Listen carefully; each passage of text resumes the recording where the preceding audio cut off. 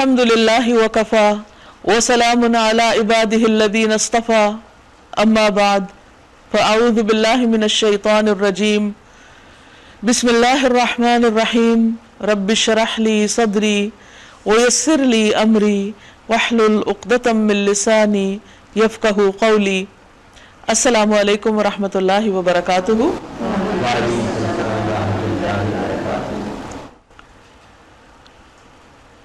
ناظرین، فہم القرآن کے سلسلے میں آج ہم انشاءاللہ 19ویں پارے کا مطالعہ کریں گے۔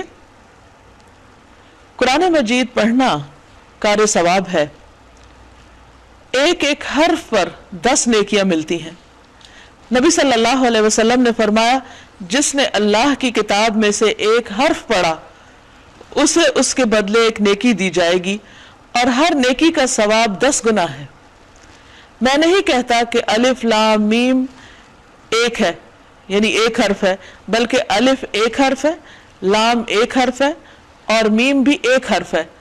تو جب کوئی شخص صرف الف لام میم بھی پڑھتا ہے تو اس پر اسے 30 نیکیوں کا ثواب ملتا ہے، کیونکہ ایک حرف پڑھنے سے 10 گنا اجر ہو جاتا ہے۔ تو اس سے آپ اندازہ لگائیے کہ قرآن مجید کا اگر ایک مخصوص حصہ روزانہ پڑھا جائے تو جتنا بھی انسان پڑھے گا اس کے مطابق اس کو 10 گنا اجر زیادہ ملے گا، اور اگر اس کے پڑھنے کا انداز اور شوق اور اخلاص زیادہ ہے تو اللہ تعالیٰ اس سے زیادہ بھی دے سکتا ہے، کیونکہ اس کے خزانوں میں کچھ کمی نہیں۔ تو اللہ تعالیٰ سے دعا ہے کہ وہ ہمیں قرآن مجید کی محبت عطا کرے اور ہمیں قرآن پڑھنے والا بنائے۔ 19واں پارہ، اللہ سبحانہ وتعالیٰ کا ارشاد ہے، وَقَالَ الَّذِينَ لَا يَرْجُونَ لِقَاءَنَا لَوْلَا أُنزِلَ عَلَيْنَا الْمَلَائِكَةُ أَوْ نَرَى رَبَّنَا لَقَدِ اسْتَكْبَرُوا فِي أَنفُسِهِمْ وَأَتَوْا عُتُوًّا كَبِيرًا۔ جو لوگ ہمارے حضور پیش ہونے کا اندیشہ نہیں رکھتے، یعنی اس بات سے ڈرتے نہیں، اس کی امید نہیں رکھتے، وہ کہتے ہیں کیوں نہ ہمارے پاس فرشتے بھیجے جائیں۔ یعنی اللہ نے ایک انسان کو رسول بنا کر کیوں بھیجا ہے؟ ہمارے پاس کسی فرشتے کو بھیجا جانا چاہیے تھا، یا پھر ہم اپنے رب کو دیکھیں، وہ کسی انسان یا فرشتے کو بھیجنے کی بجائے براہ راست ہم سے کلام کرے اور ہم اس کو اپنے سامنے دیکھیں، پھر ہم مانیں گے۔ فرمایا، بڑا گھمنڈ لے بیٹھے یہ اپنے نفس میں اور حد سے گزر گئی اپنی سرکشی میں کہ یہ اللہ کے فیصلوں پہ راضی نہیں اور اتنے بڑے بڑے مطالبے کرنے لگے۔ یہ سراسر تکبر کی علامت ہے، ورنہ جس شخص کو ہدایت سے دلچسپی ہو اس کے لیے اتنا بھی کافی ہے کہ اسے یہ بتایا جائے کہ فلاں شخص اللہ سبحانہ وتعالیٰ کی طرف سے پیغام لے کر آیا ہے اور اس کے اندر وہ ساری علامتیں اور نشانیاں موجود ہوں، اور اس سے انسان پہچان لے کہ یہ شخص عام لوگوں کی طرح نہیں ہے بلکہ اللہ کا بھیجا ہوا ہے۔ پھر فرمایا، یوم یرون الملائکۃ، جس دن وہ فرشتے دیکھ لیں گے، لا بشرا یومئذ للمجرمین، اس دن مجرموں کے لیے کوئی خوشخبری کا دن نہ ہوگا۔ وَيَقُولُونَ حِجْرًا مَحْجُورًا، اور وہ کہیں گے پناہ بخدا، یعنی یہ سب اب ہم نہ ہی دیکھیں تو اچھا ہے۔ کس دن دیکھیں گے؟ سب سے پہلی ملاقات جو انسان کی فرشتوں سے ہوگی وہ موت کے وقت۔ انسان موت کے وقت، اور ہر انسان چاہے کوئی نیک ہے یا بد، فرشتوں کو براہ راست دیکھ لے گا۔ اگر وہ نیک ہے تو عمدہ فرشتے آئیں گے، اور اگر وہ مجرم ہے، گناہ گار انسان ہے، تو بھیانک فرشتے آئیں گے جو بہت اس کے ساتھ سختی کا برتاؤ کریں گے اور اس کو ماریں گے اور ڈانٹیں گے۔ اس سے اس شخص کی روح جسم میں بھاگنا شروع کر دے گی اور وہ نکلنا نہیں چاہے گی، کیونکہ انہیں سمجھ آ جائے گی کہ اب ہمارے ساتھ بہت برا سلوک کیا جانے والا ہے۔ لیکن وہ انسان بچ کے کہیں بھی چھوٹ کے جا نہ سکے گا، وہ سختی سے اس کی روح نکال کر لے جائیں گے۔ تو فرمایا، یہ فرشتوں کی ملاقات کی باتیں کرتے ہیں، انہیں یاد رکھنا چاہیے کہ ایسے لوگوں کے پاس جب فرشتے آئیں گے تو وہ کسی خوشخبری کا دن نہیں ہوگا۔ اسی طرح اگر کسی قوم پر عذاب آئے تو وہ فرشتے لے کر آتے ہیں۔ کہا کہ اگر وہ فرشتے آ گئے ان کی سرکشی، ہٹ دھرمی اور کفر کی وجہ سے ان پہ عذاب لے کر، تو بھی ان کے لیے وہ اچھا دن نہیں ہوگا۔ اس دن یہ کہیں گے کہ یہ ہمیں نظر نہ ہی آتے۔ وَقَدِمْنَا إِلَى مَا عَمِلُوا مِنْ عَمَلٍ فَجَعَلْنَاهُ هَبَاءً مَنْثُورًا، اور جو کچھ بھی ان کا کیا دھرا ہے اسے لے کر ہم غبار کی طرح اڑا دیں گے. یعنی کوئی بھی عمل اگر ایمان کے بغیر ہو، اخلاص کے بغیر ہو، تو اس کی کوئی قدر و قیمت نہیں. اس کو اللہ سبحانہ وتعالیٰ اس طرح اڑا دیں گے جیسے خاک کے باریک ذرے ہوتے ہیں، دھول جس کو کہتے ہیں. دھول ایسی چیز ہے کہ اگر آپ اس کو پکڑنے کی کوشش کریں یا اس کی مٹی کو اکٹھا کرنا چاہیں تو بھی ہاتھ میں کچھ نہیں آتا، بہت ہی باریک ذرے ہوتے ہیں وہ. تو اسی طرح ان لوگوں کے بڑے بڑے اعمال بالکل خاک بن جائیں گے. یہ تو خیر ان مجرموں کی بات کی جا رہی ہے جو اللہ پر ایمان نہیں رکھتے، لیکن اللہ پر ایمان رکھنے والوں کو بھی اللہ سے ڈرنا چاہیے، کیونکہ اس کا مطلب ہی یہ ہے کہ وہ ہمیں دیکھ رہا ہے. ماننے کا مطلب یہ ہے کہ وہ ہمارے ہر عمل سے واقف ہے. اسی لیے وہ لوگ جو چھپ کر غلط کام کریں، قیامت کے دن ان کی نیکیاں بھی دھول بنا کر اڑا دی جائیں گی، کیونکہ وہ اللہ سے نہیں ڈرتے تھے. لوگوں کے بیچ میں ہوتے تو دکھاوے کے کچھ اچھے کام کر لیتے، لیکن اکیلے ہوتے تو برے کام کرتے. جیسا کہ ایک حدیث میں آتا ہے، نبی صلی اللہ علیہ وسلم نے فرمایا، میں اپنی امت کے ان لوگوں کو جانتا ہوں جو قیامت کے دن تہامہ پہاڑوں کی مانند نیکیاں لے کر آئیں گے. یعنی انہیں بڑے بڑے نیک کام کیے ہوں گے، لیکن اللہ تعالیٰ ان نیکیوں کو فضا میں پھیلے ہوئے غبار کے باریک ریزوں کی طرح بے اہمیت کر دے گا. خبردار، وہ تمہارے ہی بھائی ہوں گے، تمہاری ہی نسل سے ہوں گے، رات کو تمہاری طرح قیام کریں گے، لیکن تنہائیوں میں اللہ کے حرام کردہ امور کا ارتکاب کریں گے. یعنی جہاں انہیں کوئی دیکھنے والا نہیں ہوگا چھپ کر غلط کام کریں گے. اس کے برعکس اصحاب الجنت یومئذ خیر مستقرا واحسن مقیلا، بس وہی لوگ جنت کے مستحق ہیں، اس دن اچھی جگہ ٹھہریں گے اور دوپہر گزارنے کو عمدہ مقام پائیں گے. حشر کے میدان میں مختلف لوگوں کے ساتھ مختلف طرح کا معاملہ کیا جائے گا. کچھ لوگ ایسے ہوں گے کہ جن کو اس دن بہت آرام کی جگہ ملے گی. ویسے تو حشر کا دن ہر شخص اپنے گناہوں کی وجہ سے پسینے میں ڈوبا ہوگا، جتنا جتنا جس کا جیسا عمل ہوگا اس کے مطابق اس کے اوپر حالات گزریں گے. لیکن صرف مجرم ہی نہیں پریشانی میں ہوں گے، بلکہ کچھ لوگ جو نیک ہوں گے وہ بھی پریشان ہوں گے، لیکن ان کی پریشانی بہت تھوڑی دیر کی ہوگی.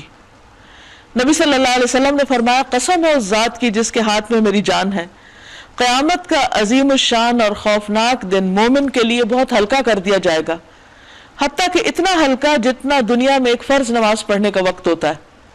اور فرض نماز پڑھنے میں 10 منٹ لگ جاتے ہیں، تو بس اتنی دیر کے لیے ان کو تکلیف محسوس ہوگی اور پھر وہ اس سے پار ہو جائیں گے. وَيَوْمَ تَشَقَّقُ السَّمَاءُ بِالْغَمَامِ وَنُزِّلَ الْمَلَائِكَةُ تَنزِيلًا، آسمان کو چیرتا ہوا ایک بادل اس روز نمودار ہوگا اور فرشتوں کے پرے اتار دیے جائیں گے. یعنی جیسے بادل آتے ہیں تو بارش اترتی ہے، اسی طرح بادل آئے گا اور فرشتے اترنا شروع کر دیں گے. سوچئے کیا منظر ہوگا اس دن. اس روز حقیقی بادشاہی صرف رحمان کی ہوگی اور وہ منکرین کے لیے بڑا سخت دن ہوگا. ظالم انسان اپنا ہاتھ چبائے گا اور کہے گا کاش میں نے رسول کا ساتھ دیا ہوتا.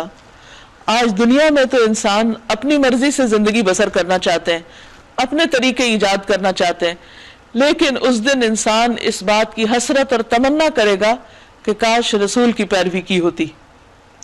کیونکہ جو لوگ رسول کی پیروی دنیا میں نہیں کریں گے، قیامت کے دن وہ ان کے پاس حوض کوثر پہ نہیں پہنچ سکیں گے. یا دین میں اگر انہوں نے نئے نئے طریقے ایجاد کر لیے تو ان کی راہیں بھی الگ ہو جائیں گی. پھر اسی طرح یقول یا لیتنی اتخذت مع الرسول سبیلا یا ویلتا، ہائے افسوس مجھ پر، ہائے میری کم بختی، لیتنی لم اتخذ فلانا خلیلا، کاش میں نے فلاں کو دوست نہ بنایا ہوتا. کیونکہ ہر انسان اپنے دوست کے دین پر ہوتا ہے، اس لیے انسان کو دوستی سوچ سمجھ کے کرنی چاہیے کہ کن لوگوں سے وہ اٹھتا بیٹھتا ہے، کن لوگوں کے ساتھ وہ اٹھتا بیٹھتا ہے، کن لوگوں کے ساتھ وہ اپنے تعلقات رکھتا ہے، کیونکہ جیسے وہ لوگ ہوں گے ویسے ہی اس کے اوپر اثر ہوگا. نبی صلی اللہ علیہ وسلم نے فرمایا، اے لوگو، جس وقت میں حوض پر تمہارا منتظر ہوں گا اور تمہیں گروہ در گروہ لایا جائے گا اور راستے تمہیں متفرق کر دیں گے، یعنی ادھر ادھر ہو جاؤ گے، میں تمہیں آواز دے کر کہوں گا کہ راستے کی طرف آ جاؤ، تو میرے پیچھے سے ایک منادی پکار کر کہے گا انہوں نے آپ کے بعد دین کو تبدیل کر دیا تھا. میں کہوں گا یہ لوگ دور ہو جائیں، یہ لوگ دور ہو جائیں، یعنی وہ آپ کے ساتھ نہ ہوں گے.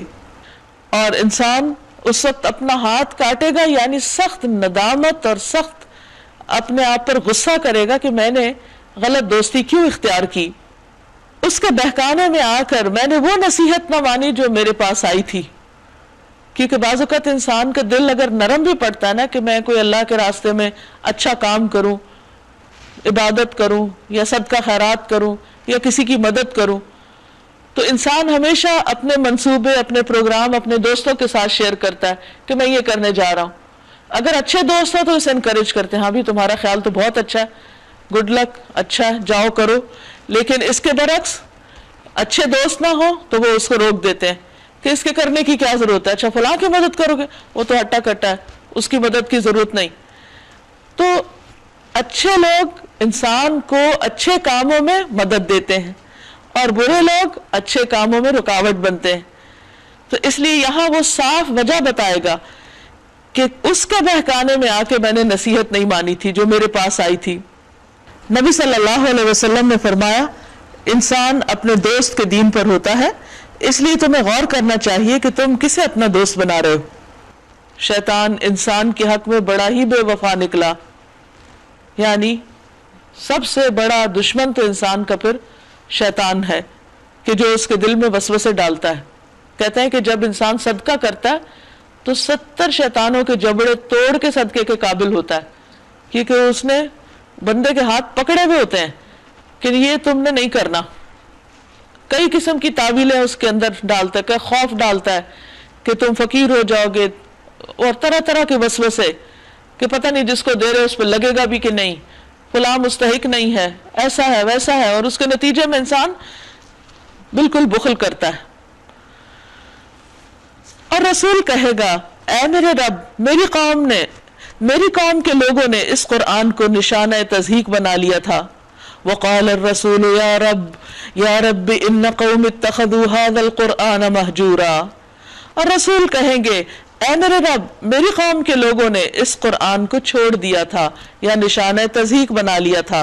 کیونکہ مہجور کا لفظ استعمال ہوا ہے، اس کے دونوں معنی، چھوڑنے کے معنی میں ہو تو قیامت کے دن نبی صلی اللہ علیہ وسلم جب اپنی امت کی شفاعت کریں گے تو یہ دیکھیں گے کہ امت نے کیا کیا. تو اگر امت نے قرآن سے دوری اختیار کی تو وہ اس کی گواہی دیں گے، اور اگر کچھ لوگوں نے قرآن کا مذاق اڑایا تو وہ اس کے بارے میں شکایت کریں گے. رسول اللہ صلی اللہ علیہ وسلم نے فرمایا یقیناً اللہ تعالیٰ اس کتاب کے ذریعے کتنے لوگوں کو بلند کرتا ہے اور اس کے ذریعے کتنے لوگوں کو پست کرتا ہے. اور خاص طور پر یہاں ان قومی کی بات آ رہی کہ میری قوم، میرے لوگ. وَكَذَلِكَ جَعَلْنَا لِكُلِّ نَبِيٍّ عَدُوًّا مِّنَ الْمُجْرِمِينَ. ہم نے اسی طرح مجرموں کو ہر نبی کا دشمن بنایا، اور تمہارے لیے تمہارا رب ہی رہنمائی اور مدد کو کافی ہے. وَقَالَ الَّذِينَ كَفَرُوا لَوْلَا نُزِّلَ عَلَيْهِ الْقُرْآنُ جُمْلَةً وَاحِدَةً. منکرین کہتے ہیں اس شخص پر سارا قرآن ایک ہی وقت میں کیوں نہ اتار دیا گیا.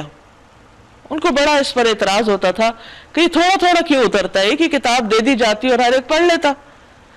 ہاں ایسا اس لیے کیا گیا ہے کہ اس کو اچھی طرح ہم تمہارے ذہن نشین کرتے رہیں. یعنی تھوڑا تھوڑا ہے، جیسے ہلکی ہلکی بارش آتی ہے جذب ہوتی چلی جاتی ہے، پھر مزید ضرورت کے مطابق، تو اس سے موسم خوشگوار رہتا ہے. لیکن بعض اوقات ایسا ہوتا ہے کہ اب عرصے تک بارش نہیں ہوتی، پھر اچانک بہت زیادہ ہوتی، تو آپ نے دیکھا ہوگا کہ وہ بعض اوقات کتنی مشکل کا ذریعہ بھی ہو جاتی. اور اسی غرض کے لیے ہم نے اس کو ایک خاص ترتیب کے ساتھ الگ الگ اجزاء کی شکل دی ہے. یعنی یہ نہیں کہ شروع سے آخر تک بس ایک ہی عبارت ہو، بلکہ مختلف صورتیں ہیں، اس کے مختلف حصے ہیں، مختلف طرح کے مضامین ہیں. اور اس میں یہ مصلحت بھی ہے کہ جب کبھی وہ تمہارے سامنے کوئی نرالی بات یا عجیب سوال لے کر آئے، اس کا ٹھیک جواب بر وقت ہم نے تمہیں دے دیا. یعنی ان کے اعتراض یا سوال کا جواب اچھے طریقے سے آپ کو سجھا دیا اور بہترین طریقے سے بات کھول دی. جو لوگ اوندھے منہ جہنم کی طرف دھکیلے جانے والے ہیں، ان کا موقف بہت برا اور ان کی راہ حد درجہ غلط ہے. انس بن مالک رضی اللہ عنہ نے بیان کیا کہ ایک صحابی نے کہا اے اللہ کے نبی، روز محشر کافروں کو ان کے چہروں کے بل کس طرح جمع کیا جائے گا؟ آپ نے فرمایا وہ ذات جس نے انہیں دنیا میں 2 پاؤں پہ چلایا، اسے اس پر قدرت نہیں کیا کہ قیامت کے دن انہیں چہرے کے بل چلائے؟ قتادہ نے کہا ضرور ہے ہمارے رب کی عزت کی قسم، بے شک وہ منہ کے بل چلا سکتا ہے۔ تو ظاہر ہے کہ انسان اپنے ناک کو گھسیٹ گھسیٹ کے اور ماتھے کو زمین پہ لگا کے ہی پھر چلے گا۔ ہم نے موسیٰ علیہ السلام کو کتاب دی اور اس کے ساتھ اس کے بھائی ہارون علیہ السلام کو مددگار کے طور پہ لگایا اور ان سے کہا کہ جاؤ اس قوم کی طرف جس نے ہماری آیات کو جھٹلایا ہے۔ آخر کار ان لوگوں کو ہم نے تباہ کر کے رکھ دیا۔ یہی حال قوم نوح کا ہوا جب انہوں نے رسولوں کی تکذیب کی، ہم نے ان کو غرق کر دیا اور دنیا بھر کے لوگوں کے لیے ایک نشان عبرت بنا دیا، اور ظالموں کے لیے ایک دردناک عذاب ہم نے مہیا کر رکھا ہے۔ اسی طرح عاد اور سمود اور اصحاب الرس اور بیچ کی صدیوں کے بہت سے لوگ تباہ کیے گئے۔ ان میں سے ہر ایک کو ہم نے پہلے تباہ ہونے والوں کی مثالیں دے دے کر سمجھایا اور آخر کار ہر ایک کو غارت کر دیا۔ اور اس بستی پر تو ان کا گزر ہو چکا ہے جس پر بدترین بارش برسائی گئی۔ کون سی بستی؟ قوم لوط۔ کیا انہوں نے اس کا حال دیکھا نہ ہوگا؟ مگر یہ موت کے بعد دوسری زندگی کی توقع ہی نہیں رکھتے۔ یہ لوگ جب تمہیں دیکھتے ہیں تو تمہارا مذاق بنا لیتے ہیں، کہتے ہیں کیا یہ شخص ہے جسے خدا نے رسول بنا کے بھیجا؟ اس نے تو ہمیں گمراہ کر کے اپنے معبودوں سے برگشتہ ہی کر دیا ہوتا اگر ہم ان کی عقیدت پر جم نہ گئے ہوتے۔ اچھا وہ وقت دور نہیں ہے جب عذاب دیکھ کر انہیں خود معلوم ہو جائے گا کہ کون گمراہی میں دور نکل گیا تھا۔ اَرَأَيْتَ مَنِ اتَّخَذَ إِلَٰهَهُ هَوَاهُ، کبھی تم نے اس شخص کے حال پر غور کیا جس نے اپنی خواہش نفس کو اپنا خدا بنا لیا؟ یعنی وہ یہ نہیں دیکھتا کہ اللہ کا حکم کیا، وہ یہ دیکھتا کہ میرا دل کیا چاہتا ہے اور وہ اپنی مرضی کے مطابق جیتا ہے۔ حدیث میں بھی آتا ہے، نبی صلی اللہ علیہ وسلم نے فرمایا کہ آسمان کے نیچے اللہ تعالیٰ کے سوا جتنے معبود پوجے جا رہے ہیں ان میں اللہ کے نزدیک بدترین معبود وہ خواہش نفس ہے جس کی پیروی کی جا رہی۔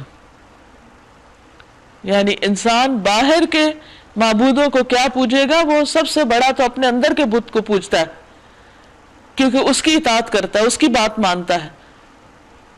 باہر کے لوگوں سے تو پھر بھی انسان مقابلہ کر لیتا ہے، اپنے اندر سے مقابلہ مشکل ہوتا ہے۔ اسی لیے جو لوگ اپنے آپ سے لڑنا جانتے ہیں، اپنی غلطی دیکھنا جانتے ہیں، انہیں دوسروں سے لڑنے کی ضرورت نہیں پڑتی، کیونکہ وہ اپنے قصور کو جان کر اپنی اصلاح کی فکر میں رہتے ہیں۔ لیکن انسان کا نفس ایسی ایسی چالیں چلتا ہے کہ اپنی غلطی نظر نہیں آنے دیتا، اور اس پر وہ فوراً تعویل کا پردہ ڈال کر دوسروں میں غلطیاں ڈھونڈنے لگتا ہے کہ ان کی وجہ سے میں غلط کر رہا ہوں، حالانکہ بڑی غلطی خود اپنے اندر ہوتی ہے جو نظر نہیں آ رہی ہوتی، کیونکہ انسان اپنے نفس کو تو پوج رہا ہوتا ہے، اس کو تو تبکیاں دے رہا ہوتا ہے کہ ہاں تم تو سب ٹھیک ہی کر رہے ہو۔ نبی صلی اللہ علیہ وسلم نے فرمایا مجھے تمہارے متعلق ان گمراہ کن خواہشات سے سب سے زیادہ اندیشہ ہے جن کا تعلق پیٹ اور شرمگاہ سے ہوتا ہے، اور اپنی مرضی پر چلنے کی گمراہی کا بھی اندیشہ ہے۔ کیا تم ایسے شخص کو راہ راست پر لانے کا ذمہ لے سکتے ہو؟ ایسے شخص کو کوئی سمجھا نہیں سکتا جو اپنی من مانی کرنا چاہتا ہو۔ کیا تم سمجھتے ہو کہ ان میں سے اکثر لوگ سنتے اور سمجھتے ہیں؟ جو اپنی خواہشات کے گھوڑے پہ چڑھا ہوا ہو وہ کسی کی بات نہیں سنتا۔ یہ تو جانوروں کی طرح ہیں، کیونکہ جانور بھی خواہشات کے لیول پہ جیتے ہیں، ان کو بھوک لگتی ہے کھا لیتے ہیں، اور باقی شہوانی خواہشات ہوتی ہیں ان کی، اس کے علاوہ تو ان کا کوئی کام کاج نہیں ہوتا، نہ کوئی ان کی زندگی کا مقصد ہوتا ہے۔ بلکہ ان سے بھی گئے گزرے ہیں یہ لوگ، یعنی بھیڑ بکریوں کی طرح، بلکہ ان کو بھی کچھ تو سمجھ آتی ہے کہ انہوں نے کیا کرنا ہے، دن کیسے گزارنا ہے۔ ان لوگوں کے سامنے کوئی منزل نہیں، کوئی مقصد نہیں، اور صرف اتنا پتا ہے کہ اپنی خواہشات کیسے پوری کرنی۔ پھر فرمایا الم تر الی ربک کیف مد الظل، تم نے دیکھا نہیں کہ تمہارا رب کس طرح سایہ پھیلا دیتا ہے، اگر وہ چاہتا تو اسے دائمی سایہ بنا دیتا۔ ہم نے سورج کو اس پر دلیل بنایا، پھر جیسے جیسے سورج اٹھتا جاتا ہے ہم سائے کو رفتہ رفتہ اپنی طرف سمیٹتے چلے جاتے ہیں۔ اور وہ اللہ ہی ہے جس نے رات کو تمہارے لیے لباس اور نیند کو سکون موت اور دن کو جی اٹھنے کا وقت بنایا، تاکہ تم دن میں اپنے کام کاج کر سکو. رات کو ایک طرح سے ساری لائٹس آف کر دی تاکہ تم آرام کرو. اور وہی ہے جو اپنی رحمت کے آگے ہواؤں کو بشارت بنا کے بھیجتا ہے، پھر آسمان سے پاک پانی نازل کرتا ہے تاکہ ایک مردہ علاقے کو اس کے ذریعے زندگی بخشے، اور اپنی مخلوق میں سے بہت سے جانوروں اور انسانوں کو سیراب کرے. اس کرشمے کو بار بار ہم ان کے سامنے لاتے ہیں تاکہ وہ کچھ سبق لیں. یعنی بار بار یہ بارش ان کے سامنے برستی ہے، بادل آتے ہیں، سب دیکھتے ہیں تاکہ انہیں کوئی نصیحت آئے، اللہ تعالیٰ کی پہچان ہو. مگر اکثر لوگ کفر نہ ناشکری کے سوا کوئی دوسرا رویہ اختیار کرنے سے انکار کر دیتے ہیں. اگر ہم چاہتے تو ایک ایک بستی میں ایک ایک نذیر اٹھا کھڑا کرتے، بس اے نبی صلی اللہ علیہ وسلم کافروں کی بات ہرگز نہ مانو اور اس قرآن کو لے کر ان کے ساتھ جہاد کبیر کرو. اب یہاں قرآن کے ساتھ بہت بڑے جہاد کی بات کی جا رہی ہے. اس کا کیا معنی ہے؟ اس کا مطلب یہ ہے کہ قرآن کی تعلیم کو عام کرنے کے لیے، قرآن کے پیغام کو پہنچانے کے لیے انتہائی کوشش کرو اور اس میں کوئی کسر نہ اٹھا رکھو. یعنی ہر چیز سے زیادہ محنت، کیونکہ جہاد کہتے ہیں بڑی محنت کو، بڑی کوشش کو، اور اس کے آگے کبیرہ آ گیا تو بہت ہی بڑی کوشش. یعنی قرآن مجید کو عام کرنے کے لیے چھوٹی موٹی کوششیں نہیں کافی ہوں گی. آپ سوچئے کہ اگر ہم اس بات کے بارے میں سوچیں کہ ہمارے ارد گرد کا کوئی شخص ایسا نہ ہو کہ جو قرآن سے محروم ہو، تو اس کے لیے کتنی محنت، کتنی پلاننگ، کتنی کوشش اور کتنا سرمایہ درکار ہوگا، پھر یہ کام ہو سکتا ہے. پھر دوسری بات یہ ہے کہ انسان کو جہاد کبیر کے لیے سارے ذرائع، سارے وسائل استعمال کرنے چاہیے. پرنٹ میڈیا بھی، الیکٹرانک میڈیا بھی، زبانی بھی، ملاقات کر کے بھی، بک فارم میں بھی، مختلف طریقوں سے، کیونکہ یہ نبی صلی اللہ علیہ وسلم کی ذمہ داری تھی اور آپ کے بعد آپ کی امت کی ذمہ داری ہے کہ ہر طریقے سے اس کتاب کو آگے پہنچایا جائے. اور پھر یہ ہے کہ یہ بھی کہ کوئی جگہ ایسی نہ چھوڑی جائے کہ جہاں تک یہ کتاب یا اس کا پیغام نہ پہنچے، کیونکہ یہ اللہ سبحانہ وتعالیٰ کا پیغام ہے ساری انسانیت کے نام. اور ان تک پہنچانا کس کی ذمہ داری ہے؟ پروفٹ کے بعد آپ کی امت کی ذمہ داری.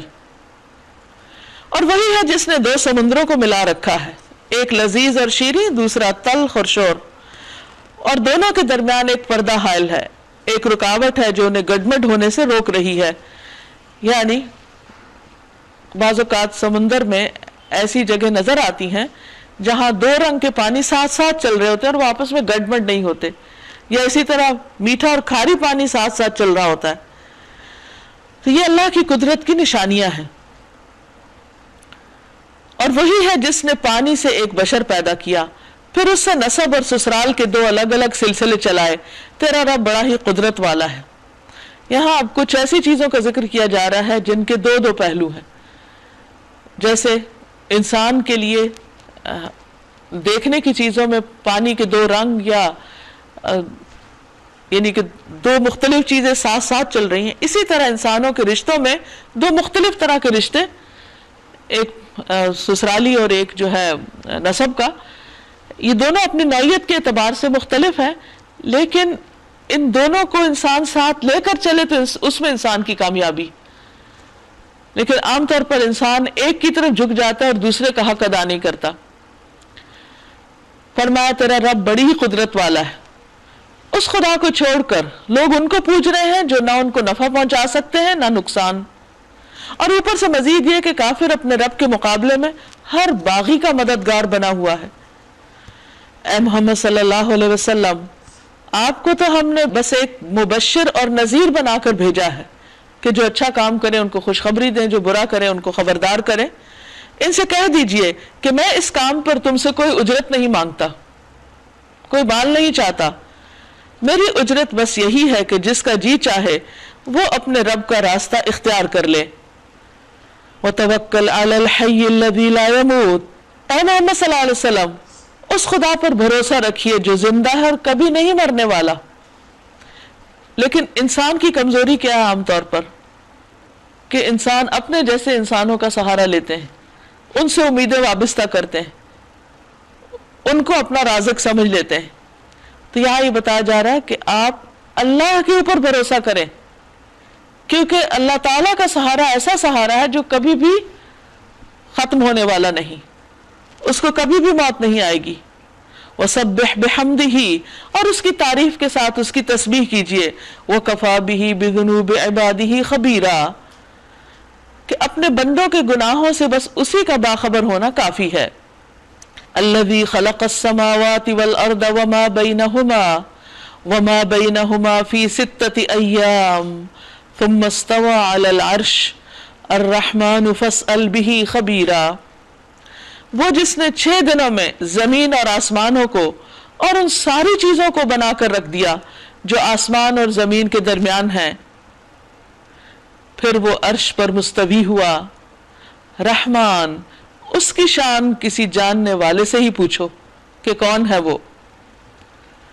ان لوگوں سے جب کہا جاتا ہے کہ اس رحمان کو سجدہ کرو، کہتے ہیں رحمان کیا ہوتا ہے؟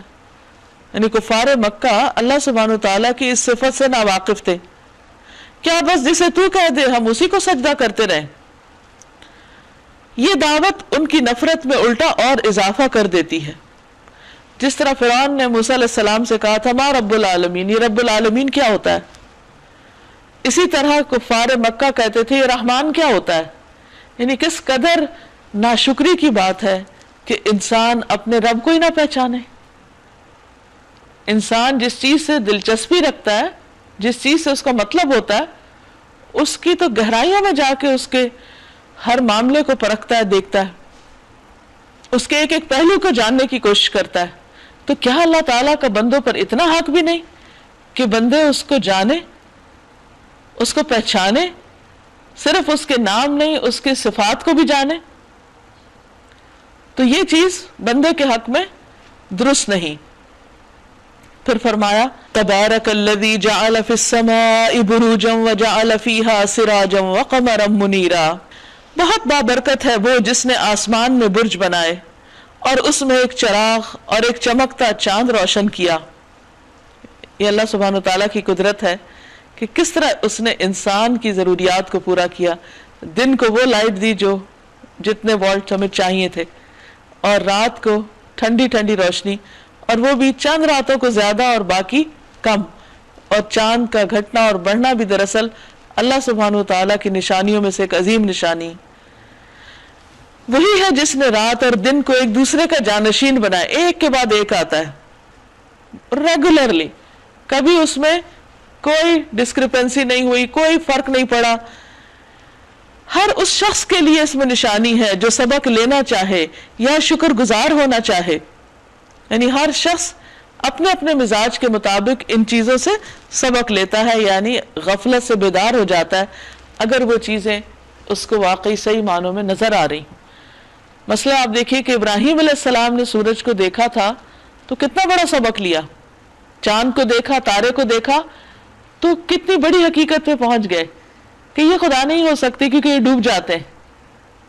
تو اسی طرح باقی لوگ بھی اپنے اپنے اعتبار سے ان چیزوں سے سبق لے سکتے ہیں اگر وہ ان میں غور و فکر کریں، اور اسی کی دعوت دی جا رہی ہے کہ جو شکر گزار ہونا چاہے گا اس کے لیے ان نشانیوں میں بڑے سبق ہیں۔ وَعِبَادُ الرَّحْمَنِ الَّذِينَ يَمْشُونَ عَلَى الْأَرْضِ هَوْنًا، رحمان کے اصلی بندے وہ ہیں جو زمین پر نرم چال چلتے ہیں، اور جاہل ان کے منہ آئے تو کہہ دیتے ہیں تم کو سلام ہو۔ یہاں اللہ تعالیٰ کے پیارے بندوں کی کچھ خوبیاں بیان کی جا رہی ہیں کہ ان کی شخصیت کیسے ہوتی ہے۔ اب جو چال ہے انسان کی واک، وہ اس کی پرسنالٹی کو ڈپکٹ کرتی ہے کہ وہ کیسا انسان ہے، کیونکہ چال صرف 2 قدموں سے چلنا نہیں ہوتا، انسان کی سوچ بھی اس میں انوالو ہوتی، اور جس طرح کا آپ کا موڈ ہوتا ہے اسی طرح کی آپ کی چال بھی ہو جاتی۔ تو یہ ایک نشانی ہے کسی بھی انسان کے مزاج کی یا اس کے اخلاق یا اس کے کردار کو ظاہر کرنے کی۔ تو جو رحمان کے بندے ہوتے ہیں ان کی چال میں عاجزی ہوتی، سستی نہیں ہوتی۔ نبی صلی اللہ علیہ وسلم کی چال میں عاجزی تو تھی لیکن سستی نہ تھی۔ اور پھر جاہل جب ان سے بات کریں تو کہہ دیتے ہیں تم کو سلام ہو، یعنی وہ ان سے جھگڑتے نہیں، بحثیں نہیں کرتے، گالیوں کا اور ان کے بہتانوں کا جواب نہیں دیتے، ان کے مقابلے میں ویسے بےہودگی اختیار نہیں کرتے، بلکہ آسان طریقے سے ان سے ایک طرف ہو جاتے ہیں. جیسے کہ سورۃ القصص میں بھی آتا ہے کہ جب وہ کوئی بےہودہ بات سنتے ہیں تو اسے نظر انداز کر دیتے ہیں، اگنور کر دیتے ہیں، کہتے ہیں بھائی ہمارے اعمال ہمارے لیے، تمہارے اعمال تمہارے لیے، سلام ہے تم کو، ہم جاہلوں کے منہ نہیں لگتے. والذین یبیتون لربہم سجدا وقیاما، وہ جو اپنے رب کے حضور سجدے اور قیام میں راتیں گزارتے ہیں، یعنی اپنی نیند توڑ کے اٹھنا اور رات کی تنہائیوں میں اللہ کے حضور کھڑے ہو کر عبادت کرنا، یہ اسی کے حصے میں آ سکتی ہے جو واقعی سنجیدہ ہو، اللہ سے محبت کرتا ہو اور اللہ کا سچا وفادار ہو. ورنہ نیند جیسی پیاری چیز انسان کے لیے چھوڑنا بہت ہی مشکل کام ہے. رسول اللہ صلی اللہ علیہ وسلم نے ارشاد فرمایا، جو شخص رات کے وقت نماز ادا کرتا ہو یعنی تہجد، پھر وہ نیند آنے کی وجہ سے نہ پڑھ سکے، یعنی کسی دن بیمار ہو یا سوتا رہ جائے، تو اللہ اس شخص کو نماز کا اجر اور ثواب عطا فرمائے گا اور اس شخص کا سونا اور آرام کرنا صدقہ بن جائے گا. والذین یقولون ربنا اصرف عنا عذاب جہنم، جو دعائیں کرتے ہیں اے ہمارے رب جہنم کے عذاب سے ہم کو بچا لے، اس کا عذاب تو جان کا لاگو ہے، وہ تو بڑا ہی برا مستقر اور مقام ہے، بدترین ٹھکانہ ہے، وہ کوئی رہنے کی جگہ تو نہیں. تھوڑی سی دھوپ زیادہ ہو جائے، گرمی زیادہ ہو جائے تو انسان بے چین اٹھتا ہے، کہاں یہ کہ کوئی آگ کی انگیٹھی میں جا بیٹھے. جو خرچ کرتے ہیں تو نہ فضول خرچی کرتے ہیں نہ بخل کرتے ہیں، یعنی وہ اعتدال کے ساتھ اللہ کے راستے میں دینے والے ہوتے ہیں، بلکہ ان کا خرچ دونوں انتہاؤں کے درمیان اعتدال پر قائم رہتا ہے. اور وہ جو اللہ کے سوا کسی اور کو معبود نہیں پکارتے، شرک نہیں کرتے، اللہ کی حرام کی ہوئی کسی جان کو ناحق ہلاک نہیں کرتے یعنی قتل نہیں کرتے، اور نہ زنا کے مرتکب ہوتے ہیں، کیونکہ جب انسان زنا کرتا ہے تو ایمان اس کے اندر سے چلا جاتا ہے. یہ کام جو کوئی کرے وہ اپنے گناہ کا بدلہ پائے گا، یعنی شرک، قتل، زنا ایسے بڑے بڑے جرائم ہیں کہ جو اس کا مرتکب ہوگا اس کو سزا ملے گی. قیامت کے روز اس کو دگنا عذاب دیا جائے گا اور اسی ذلت میں وہ ہمیشہ پڑا رہے گا، الا یہ کہ کوئی ان گناہوں کے بعد توبہ کر چکا ہو کہ میں اب دوبارہ ایسا نہیں کروں گا، نہایت شرمندہ ہو، اللہ سے معافی مانگے، استغفار کرے، صدقہ دے اور ایمان لا کر عمل صالح کرنے لگا، یعنی پچھلی غلط اور خراب زندگی کو آل ٹوگیدر چھوڑ دے. ایسے لوگوں کی برائیوں کو اللہ بھلائیوں سے بدل دے گا، یعنی اللہ بے حد مہربان ہے، وہ بڑا غفور الرحیم ہے، وہ انسان کے لیے قدردان ہے کہ اس کی برائیوں کو بھی نیکیوں میں بدل دے گا. رسول اللہ صلی اللہ علیہ وسلم نے فرمایا، کئی لوگ خواہش کریں گے کاش وہ زیادہ برائیاں کرتے. صحابہ نے کہا کیوں؟ اے اللہ کے رسول صلی اللہ علیہ وسلم، آپ نے فرمایا یہ وہ لوگ ہوں گے جن کی برائیوں کو اللہ تعالیٰ نے نیکیوں میں بدل دیا ہوگا. اس کا یہ مطلب نہیں کہ ہر غلط کام کرنے والے کی برائی نیکی میں بدل جائے گی، یہ وہ لوگ ہوں گے کہ جو برائیاں کرنے کے بعد اتنے شرمندہ ہوں گے اور ایسی توبہ کریں گے کہ ان کی برائیاں پھر نیکیوں میں بدل جائیں گی، لیکن اس کے لیے سچی توبہ کی ضرورت ہے. یہ نہیں کہ انسان پھر بعد میں آہے بھرے کہ ہائے وہ کتنے اچھے دن تھے جب میں اپنی مرضی سے جو چاہتا تھا کر لیتا تھا. نہیں، انسان بلکہ شرمندہ ہو اور ان برائیوں پر اتنا نادم ہو کہ منہ بھی نہ کھولے. وَمَن تَابَ وَعَمِلَ صَالِحًا فَإِنَّهُ يَتُوبُ إِلَى اللَّهِ مَتَابًا، جو شخص توبہ کر کے نیک عملی اختیار کرتا ہے وہ تو اللہ کی طرف پلٹ آتا ہے جیسا کہ پلٹنے کا حق ہے. وَالَّذِينَ لَا يَشْهَدُونَ الزُّورَ، اور رحمان کے بندے وہ ہیں جو جھوٹ کے گواہ نہیں بنتے. وَإِذَا مَرُّوا بِاللَّغْوِ مَرُّوا كِرَامًا، اور کسی لغو بات پر، کسی لغو چیز پر ان کا گزر ہو تو شریف آدمیوں کی طرح گزر جاتے ہیں. یہ لغو کیا چیز ہے؟ ہر وہ بات، ہر وہ چیز کہ جس کا کوئی فائدہ نہ ہو، بے مقصد. عموماً یہ چڑیوں کے بولنے اور اسی طرح بکریوں کے بولنے کے لیے استعمال ہوتا ہے. یہ ایسی آوازیں ہیں کہ جو انسان کو بہت ڈسٹرب کرتی ہیں اور کوئی بھی عقل مند انسان اچھے مزاج والا اس میں دلچسپی نہیں لے سکتا. یہ اس کے لیے کوئی اچھی آوازیں، اچھا دل بہلانے والی چیز نہیں ہے.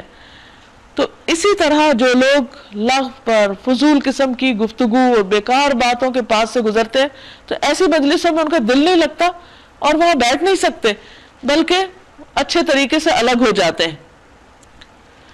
جنہیں اگر ان کے رب کی آیات سنا کر نصیحت کی جاتی ہے تو وہ اس پر اندھے اور بہرے بن کے نہیں رہ جاتے کہ جیسے انہوں نے کچھ سنا ہی نہ ہو، بلکہ غور سے سنتے ہیں اور اس کے مطابق اپنا عمل تبدیل کر لیتے ہیں۔ جو دعائیں مانگا کرتے ہیں ربنا هب لنا من ازواجنا وذرياتنا قرۃ اعین وجعلنا للمتقین اماما، جو دعائیں کرتے ہیں اے ہمارے رب ہمیں اپنی بیویوں اور اپنی اولاد سے آنکھوں کی ٹھنڈک دے اور ہم کو پرہیزگاروں کا امام بنا۔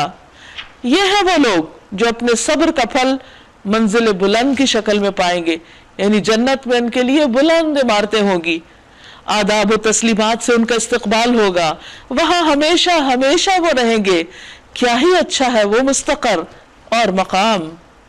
اے محمد صلی اللہ علیہ وسلم لوگوں سے کہیے میرے رب کو تمہاری کیا حاجت پڑی ہے اگر تم اس کو نہ پکارو، یعنی اس کو تو کچھ بھی نہیں فرق پڑتا۔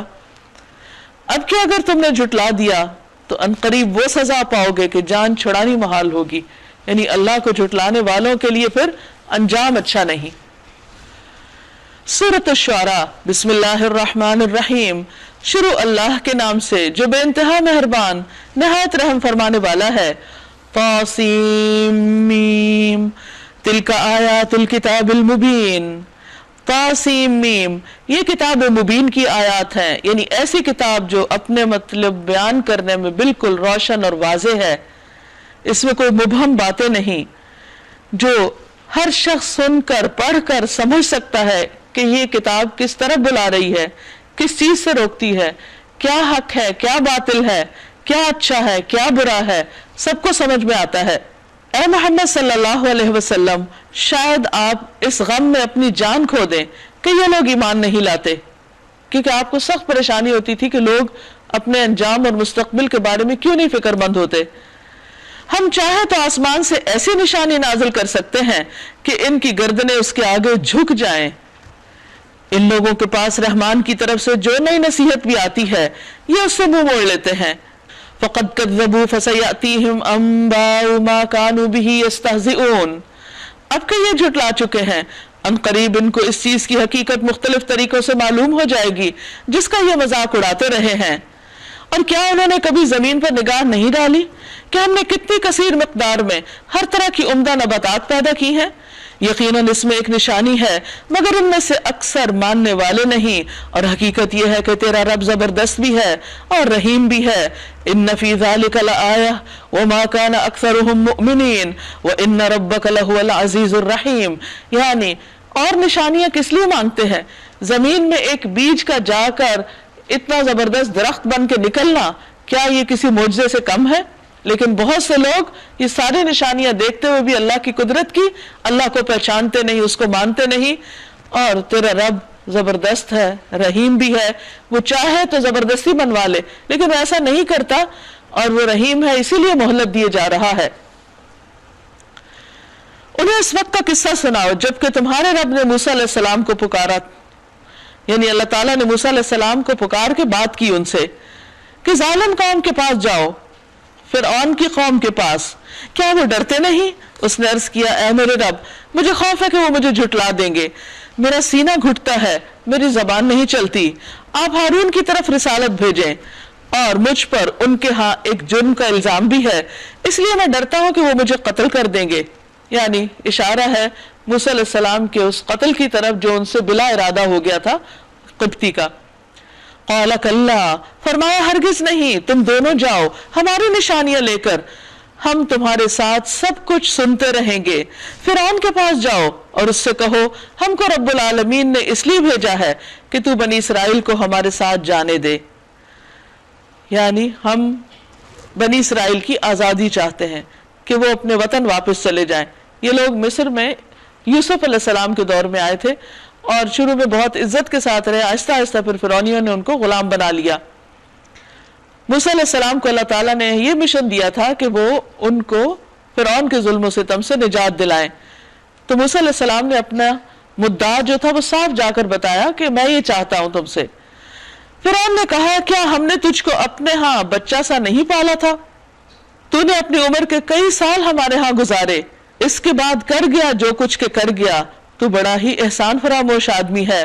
وَفَعَلْتَ فَعْلَتَكَ الَّتِي فَعَلْتَ وَأَنْتَ مِنَ الْكَافِرِينَ قال فعلتها اذا وانا من الضالین، موسیٰ علیہ السلام نے جواب دیا اس وقت وہ کام میں نے لا علمی میں کر دیا تھا، نادانستگی میں کیا تھا، پھر میں تمہارے خوف سے بھاگ گیا، اس کے بعد میرے رب نے مجھ کو حکم عطا کیا، حکمت عطا کی، نبوت عطا کی اور رسولوں میں شامل فرما لیا۔ رہا تیرا احسان جو تو نے مجھ پر جتایا تو اس کی حقیقت یہ ہے کہ تو نے بنی اسرائیل کو غلام بنا لیا تھا، یعنی اگر بنی اسرائیل غلام نہ ہوتے، آزاد ہوتے، تو میں اپنے گھر ہی پلتا، تمہارے گھر تک نہ پہنچتا۔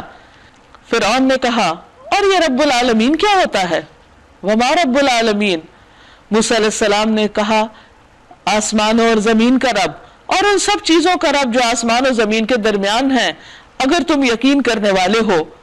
فرعون نے اپنے گرد و پیش کے لوگوں سے کہا سنتے ہو، یعنی کیونکہ وہ اپنے آپ کو رب کہتا تھا تو کہا کہ دیکھو یہ کس کو رب مانتا ہے۔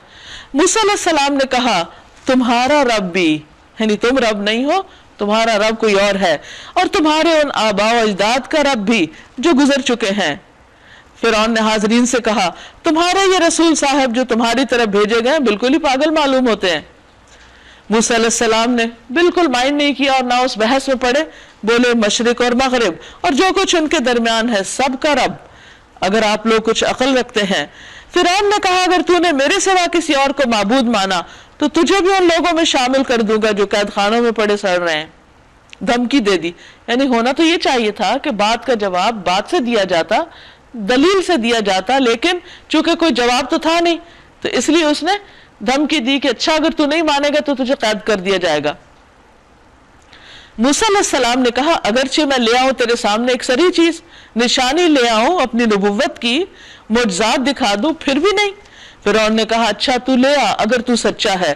اس کی زبان سے یہ بات نکلتے ہی موسیٰ علیہ السلام نے اپنا عصا پھینکا اور یکا یک وہ ایک صریح اژدہا تھا، یعنی وہ لکڑی سانپ بن گئی۔ پھر اس نے اپنا ہاتھ بغل سے کھینچا، وہ سب دیکھنے والوں کے سامنے چمک رہا تھا جیسے کوئی بلب چمک رہا ہوتا ہے، جیسے کوئی لائٹ آن کر دی گئی ہو۔ تو یہ بہت بڑی قدرت کی نشانی تھی، زبردست معجزے تھے۔ فرعون اپنے گرد و پیش کے سرداروں سے بولا یہ شخص یقیناً ایک ماہر جادوگر ہے۔ عام طور پر منکرین معجزے مانگتے ہیں، جب معجزے آ جاتے ہیں تو جادوگری کہہ دیتے ہیں۔ تو اصل بات کیا ہے کہ وہ حق قبول کرنے میں سنجیدہ نہیں ہوتے، اس لیے کبھی ایک بہانہ کبھی دوسرا۔ تو فرعون اپنے گرد و پیش کے سرداروں سے بولا یہ شخص یقیناً ایک ماہر جادوگر ہے، چاہتا ہے کہ اپنے جادو کے زور سے تم کو تمہارے ملک سے نکال دے۔ اب بتاؤ تم کیا حکم دیتے ہو؟ حالانکہ آپ کو یاد ہوگا کہ انہوں نے جا کے بنی اسرائیل کی آزادی کی بات کی تھی کہ میں بھی اور میری قوم ہم سب یہاں سے چلے جاتے ہیں، ہمیں جانے دو، اور اس نے وہ بالکل جھوٹا الزام لگا دیا، الٹ بات کی کہ یہ تمہیں یہاں سے نکالنا چاہتا ہے، حالانکہ ایسا کچھ بھی نہیں تھا۔ انہوں نے کہا اسے اور اس کے بھائی کو روک لیجئے اور شہروں میں ہرکارے بھیج دیجئے کہ ہر سیانے جادوگر کو آپ کے پاس لے آئیں، اگر ہم مقابلہ کر لیتے ہیں، یعنی ہم پھر مقابلہ کر لیتے ہیں۔ فَجُمِعَ السَّحَرَةُ لِمِيقَاتِ يَوْمٍ مَعْلُومٍ، چنانچہ ایک روز مقرر وقت پر جادوگر اکٹھے کر لیے گئے اور لوگوں سے کہا گیا تم اجتماع میں چلو گے، شاید کہ ہم جادوگروں کے دین پر ہی رہ جائیں اگر وہ غالب رہے۔ جب جادوگر میدان میں آئے تو انہوں نے فرعون سے کہا ہمیں انعام تو ملے گا نا اگر ہم غالب رہے۔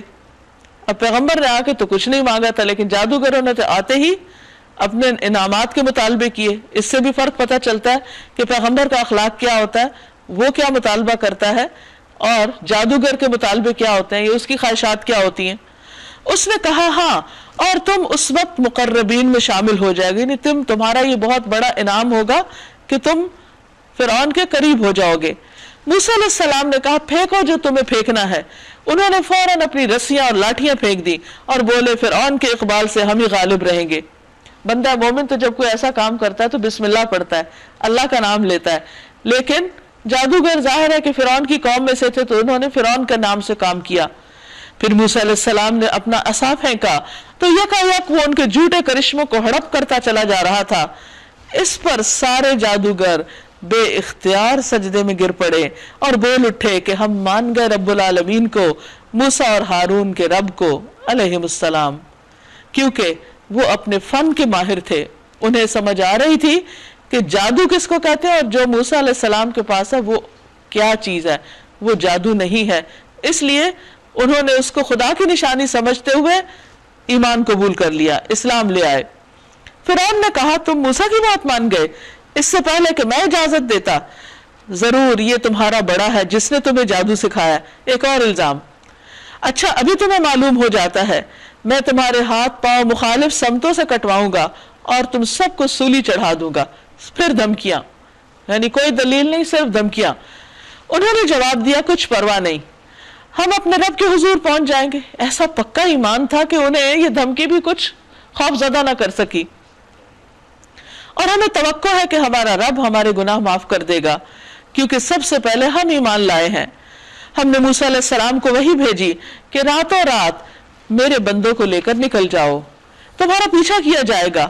اس پر فرعون نے فوجیں جمع کرنے کے لیے شہروں میں نقیب بھیج دیے، کہلا بھیجا یہ کچھ مٹھی بھر لوگ ہیں اور انہوں نے ہمیں بہت ناراض کیا ہے، اور ہم ایک ایسی جماعت ہے جس کا شیوا ہر وقت چوکنا رہنا ہے۔ یعنی اس کو کچھ شد بدھ ہو گئی تھی کہ اب معاملہ گڑبڑ ہونے والا ہے، لہٰذا وہ اپنے آپ کو اور زیادہ چوکنا کر رہا تھا۔ ہر طرف اس نے فوجیں بھیج دی اور پوری احتیاط کا مظاہرہ کیا۔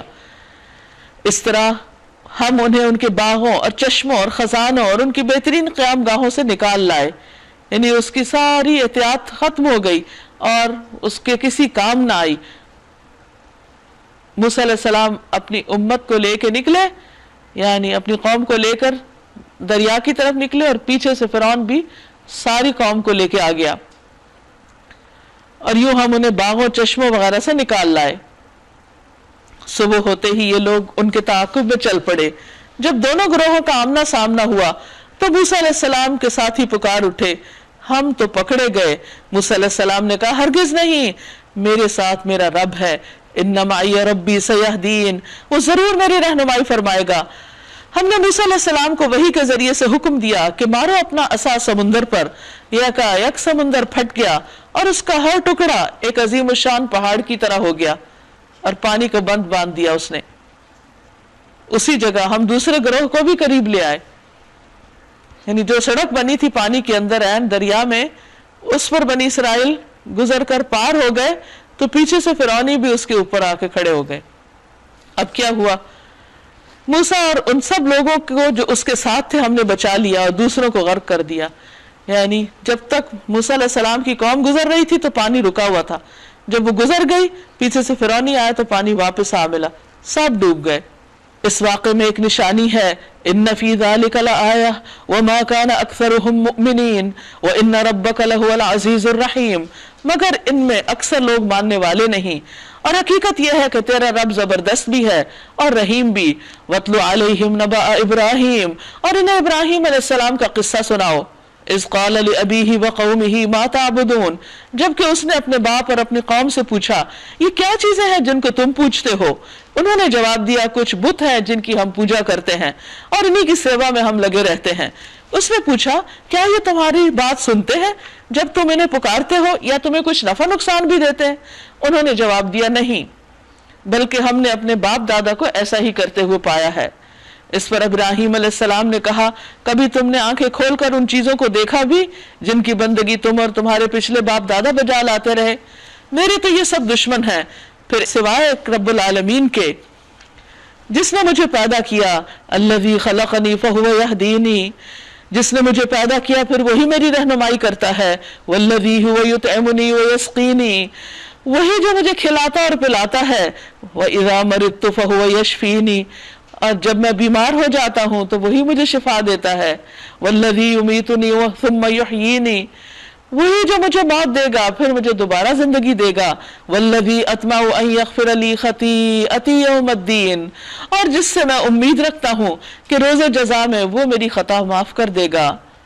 رب ھب لی حکما والحقنی بالصالحین، اے میرے رب مجھے حکم عطا کر، حکمت عطا کر اور مجھے صالح لوگوں کے ساتھ ملا، نیک لوگوں کا ساتھ دے، وَجْعَلْ لِي لِسَانَ صِدْقٍ فِي الْآخِرِينَ، اور بعد کے آنے والوں میں مجھے سچی ناموری عطا کر، وَجْعَلْنِي مِنْ وَرَثَةِ جَنَّةِ النَّعِيمِ، اور مجھے جنت نعیم کے وارثوں میں شامل فرما، وَاغْفِرْ لِأَبِي، میرے ابا کو معاف کر دے، إِنَّهُ كَانَ مِنَ الضَّالِّينَ، بے شک وہ گمراہ لوگوں میں سے ہے، وَلَا تُخْزِنِي يَوْمَ يُبْعَثُونَ، اور مجھے اس دن رسوا نہ کرنا جبکہ سب لوگ زندہ کر کے اٹھائے جائیں گے، يَوْمَ لَا يَنْفَعُ مَالٌ وَلَا بَنُونَ، جس دن مال اور بیٹے کام نہ آئیں گے، الا من اتى اللہ بقلب سلیم، بجز اس کے کہ کوئی شخص قلب سلیم لیے ہوئے آئے، سلامت دل لے کر اللہ کے حضور حاضر ہو، جس میں کوئی شرک نہ ہو، حسد نہ ہو، بغض نہ ہو اور نفاق نہ ہو، بلکہ سچا دل، ایمان کے ساتھ سجا ہوا دل۔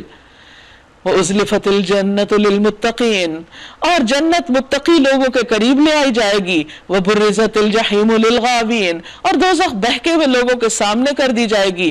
وَقِيلَ لَهُمْ أَيْنَ مَا كُنْتُمْ تَعْبُدُونَ، اور ان سے پوچھا جائے گا اب کہاں ہے وہ جن کی تم خدا کو چھوڑ کے عبادت کرتے، من دون اللہ، اللہ کے سوا جن کی عبادت کرتے۔ هل ينصرونكم او ينتصرون، کیا وہ تمہاری کچھ مدد کر رہے ہیں یا خود اپنا کوئی بچاؤ کر سکتے ہیں؟ فَكُبْكِبُوا فِيهَا هُمْ وَالْغَابُونَ، پھر وہ معبود اور یہ بہکے ہوئے لوگ اور ابلیس کے سارے لشکر سب کے سب اوپر تلے جہنم میں دھکیل دیے جائیں گے۔ وَجُنُودُ إِبْلِيسَ أَجْمَعُونَ قالوا وهم فيها يختصمون، وہاں یہ سب آپس میں جھگڑ رہے ہوں گے، یعنی اگلے پچھلے ایک دوسرے کو لان تان کریں گے، لڑائیاں کریں گے۔ اور یہ بہکے ہوئے لوگ اپنے معبودوں سے کہیں گے خدا کی قسم ہم تو سری گمراہی میں مبتلا تھے جبکہ تم کو رب العالمین کی برابری کا درجہ دیتے تھے، تمہیں رازق خالق مالک مانتے تھے، اور وہ مجرم لوگ ہی تھے جنہوں نے ہم کو اس گمراہی میں ڈالا۔ اب نہ ہمارا کوئی سفارشی ہے اور نہ کوئی جگری دوست، کاش ہمیں ایک دفعہ پھر پلٹنے کا موقع مل جائے تو ہم مومن بن جائیں۔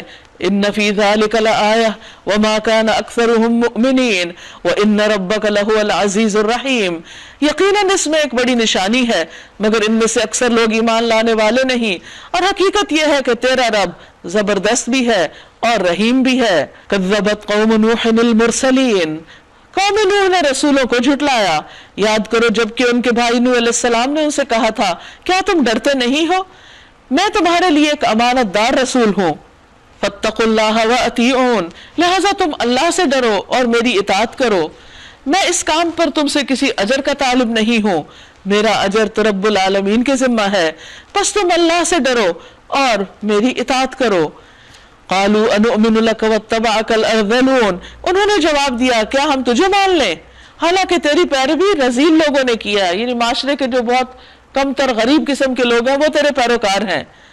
نوح علیہ السلام نے کہا میں کیا جانوں کہ ان کے عمل کیسے ہیں، یعنی میں آنے والوں کے سٹیٹس کو تھوڑی دیکھتا ہوں یا ان کے اعمال کو نہیں دیکھتا، میں تو جو بھی اللہ کی طرف بڑھتا ہے اس کو اپنے قریب کرتا ہوں، ان کا حساب تو میرے رب کے ذمہ ہے، کاش تم کچھ شعور سے کام لو، میرا کام یہ نہیں کہ جو ایمان لائیں ان کو میں دھتکار دوں، میں تو بس ایک صاف صاف متنبہ کر دینے والا آدمی ہوں۔ انہوں نے کہا اے نوح اگر تو باز نہ آیا تو پھٹکارے ہوئے لوگوں میں شامل ہو کر رہے گا، یعنی پھر ہماری طرف سے تمہیں سخت مشکلیں پیش آئیں گی۔ نوح علیہ السلام نے دعا کی قال رب ان قومی کذبون، اے میرے رب میری قوم نے مجھے جھٹلا دیا ہے، اب میں کیا کروں؟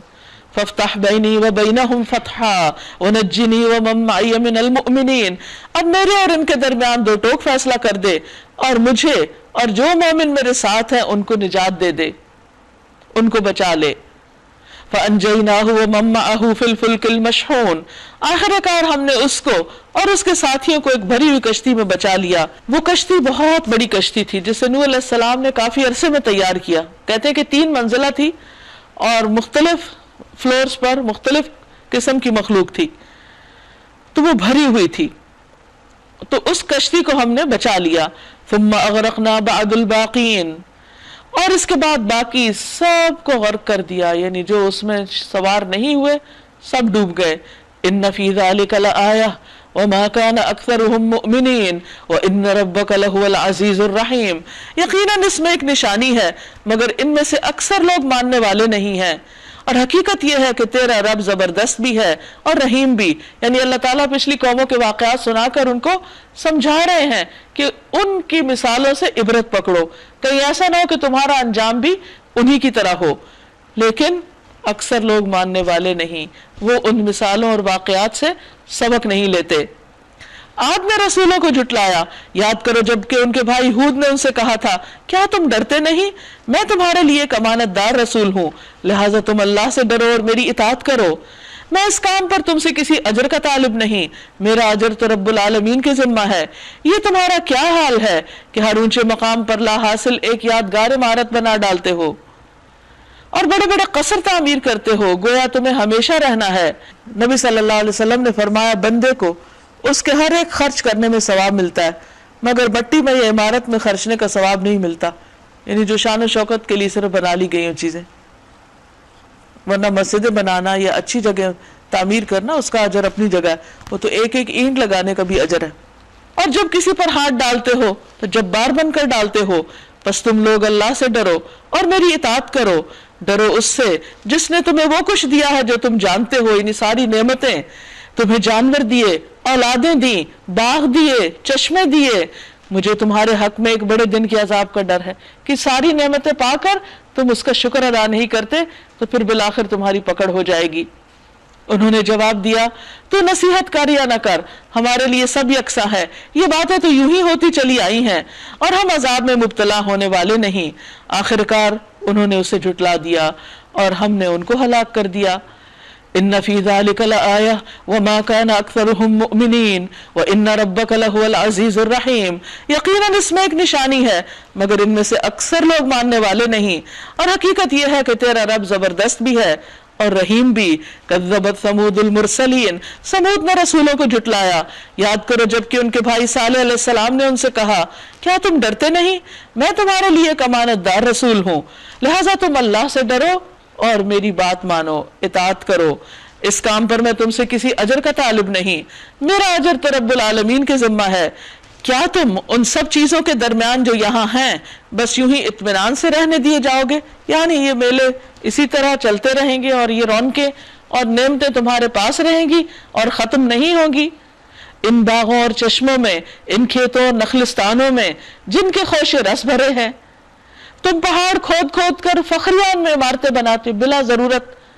اللہ سے ڈرو اور میری اطاعت کرو اور ان بے لگام لوگوں کی اطاعت نہ کرو جو زمین میں فساد برپا کرتے ہیں اور کوئی اصلاح نہیں کرتے۔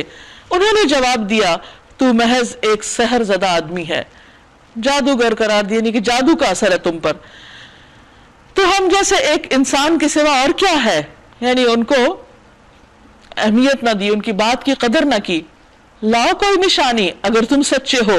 صالح علیہ السلام نے کہا یہ اونٹنی ہے، ایک دن اس کے پانی پینے کا ہے اور ایک دن تم سب کے پانی لینے کا، اس کو ہرگز نہ چھیڑنا ورنہ ایک بڑے دن کا عذاب تمہیں آ لے گا۔ مگر انہوں نے اس کی کوچیں کاٹ ڈالی اور آخر کار پچھتاتے رہ گئے، عذاب نے انہیں آ لیا۔ ان فی ذلک لآیہ وما کان اکثرهم مؤمنین وان ربک لہو العزیز الرحیم، یقیناً اس میں ایک نشانی ہے مگر ان میں سے اکثر ماننے والے نہیں، اور حقیقت یہ ہے کہ تیرا رب زبردست بھی ہے اور رحیم بھی ہے۔ لوط علیہ السلام کی قوم نے رسولوں کو جھٹلایا۔ یاد کرو جب کہ ان کے بھائی لوط علیہ السلام نے ان سے کہا تھا کیا تم ڈرتے نہیں، میں تمہارے لیے ایک امانت دار رسول ہوں، لہٰذا تم اللہ سے ڈرو اور میری اطاعت کرو۔ میں اس کام پر تم سے کسی اجر کا طالب نہیں ہوں، میرا اجر تو رب العالمین کے ذمہ ہے۔ کیا تم دنیا کی مخلوق میں سے مردوں کے پاس جاتے ہو اور تمہاری بیویوں میں تمہارے رب نے تمہارے لیے جو کچھ پیدا کیا اسے چھوڑ دیتے ہو؟ بلکہ تم لوگ تو حد سے ہی گزر گئے ہو، یعنی عورتوں کے حقوق کی پامالی کرتے ہو۔ انہوں نے کہا اے لوط اگر تو ان باتوں سے باز نہ آیا تو جو لوگ ہماری بستیوں سے نکالے گئے ان میں تو بھی شامل ہو کر رہے گا۔ یعنی انہوں نے الٹا دھمکی دے دی لوط علیہ السلام کو، یعنی آج تک جس نے بھی ہمارے خلاف زبان کھولی یا ہماری حرکتوں پر کوئی تنقید کی یا ہماری مرضی کے خلاف کام کیا تو وہ اس بستی سے نکال دیا گیا۔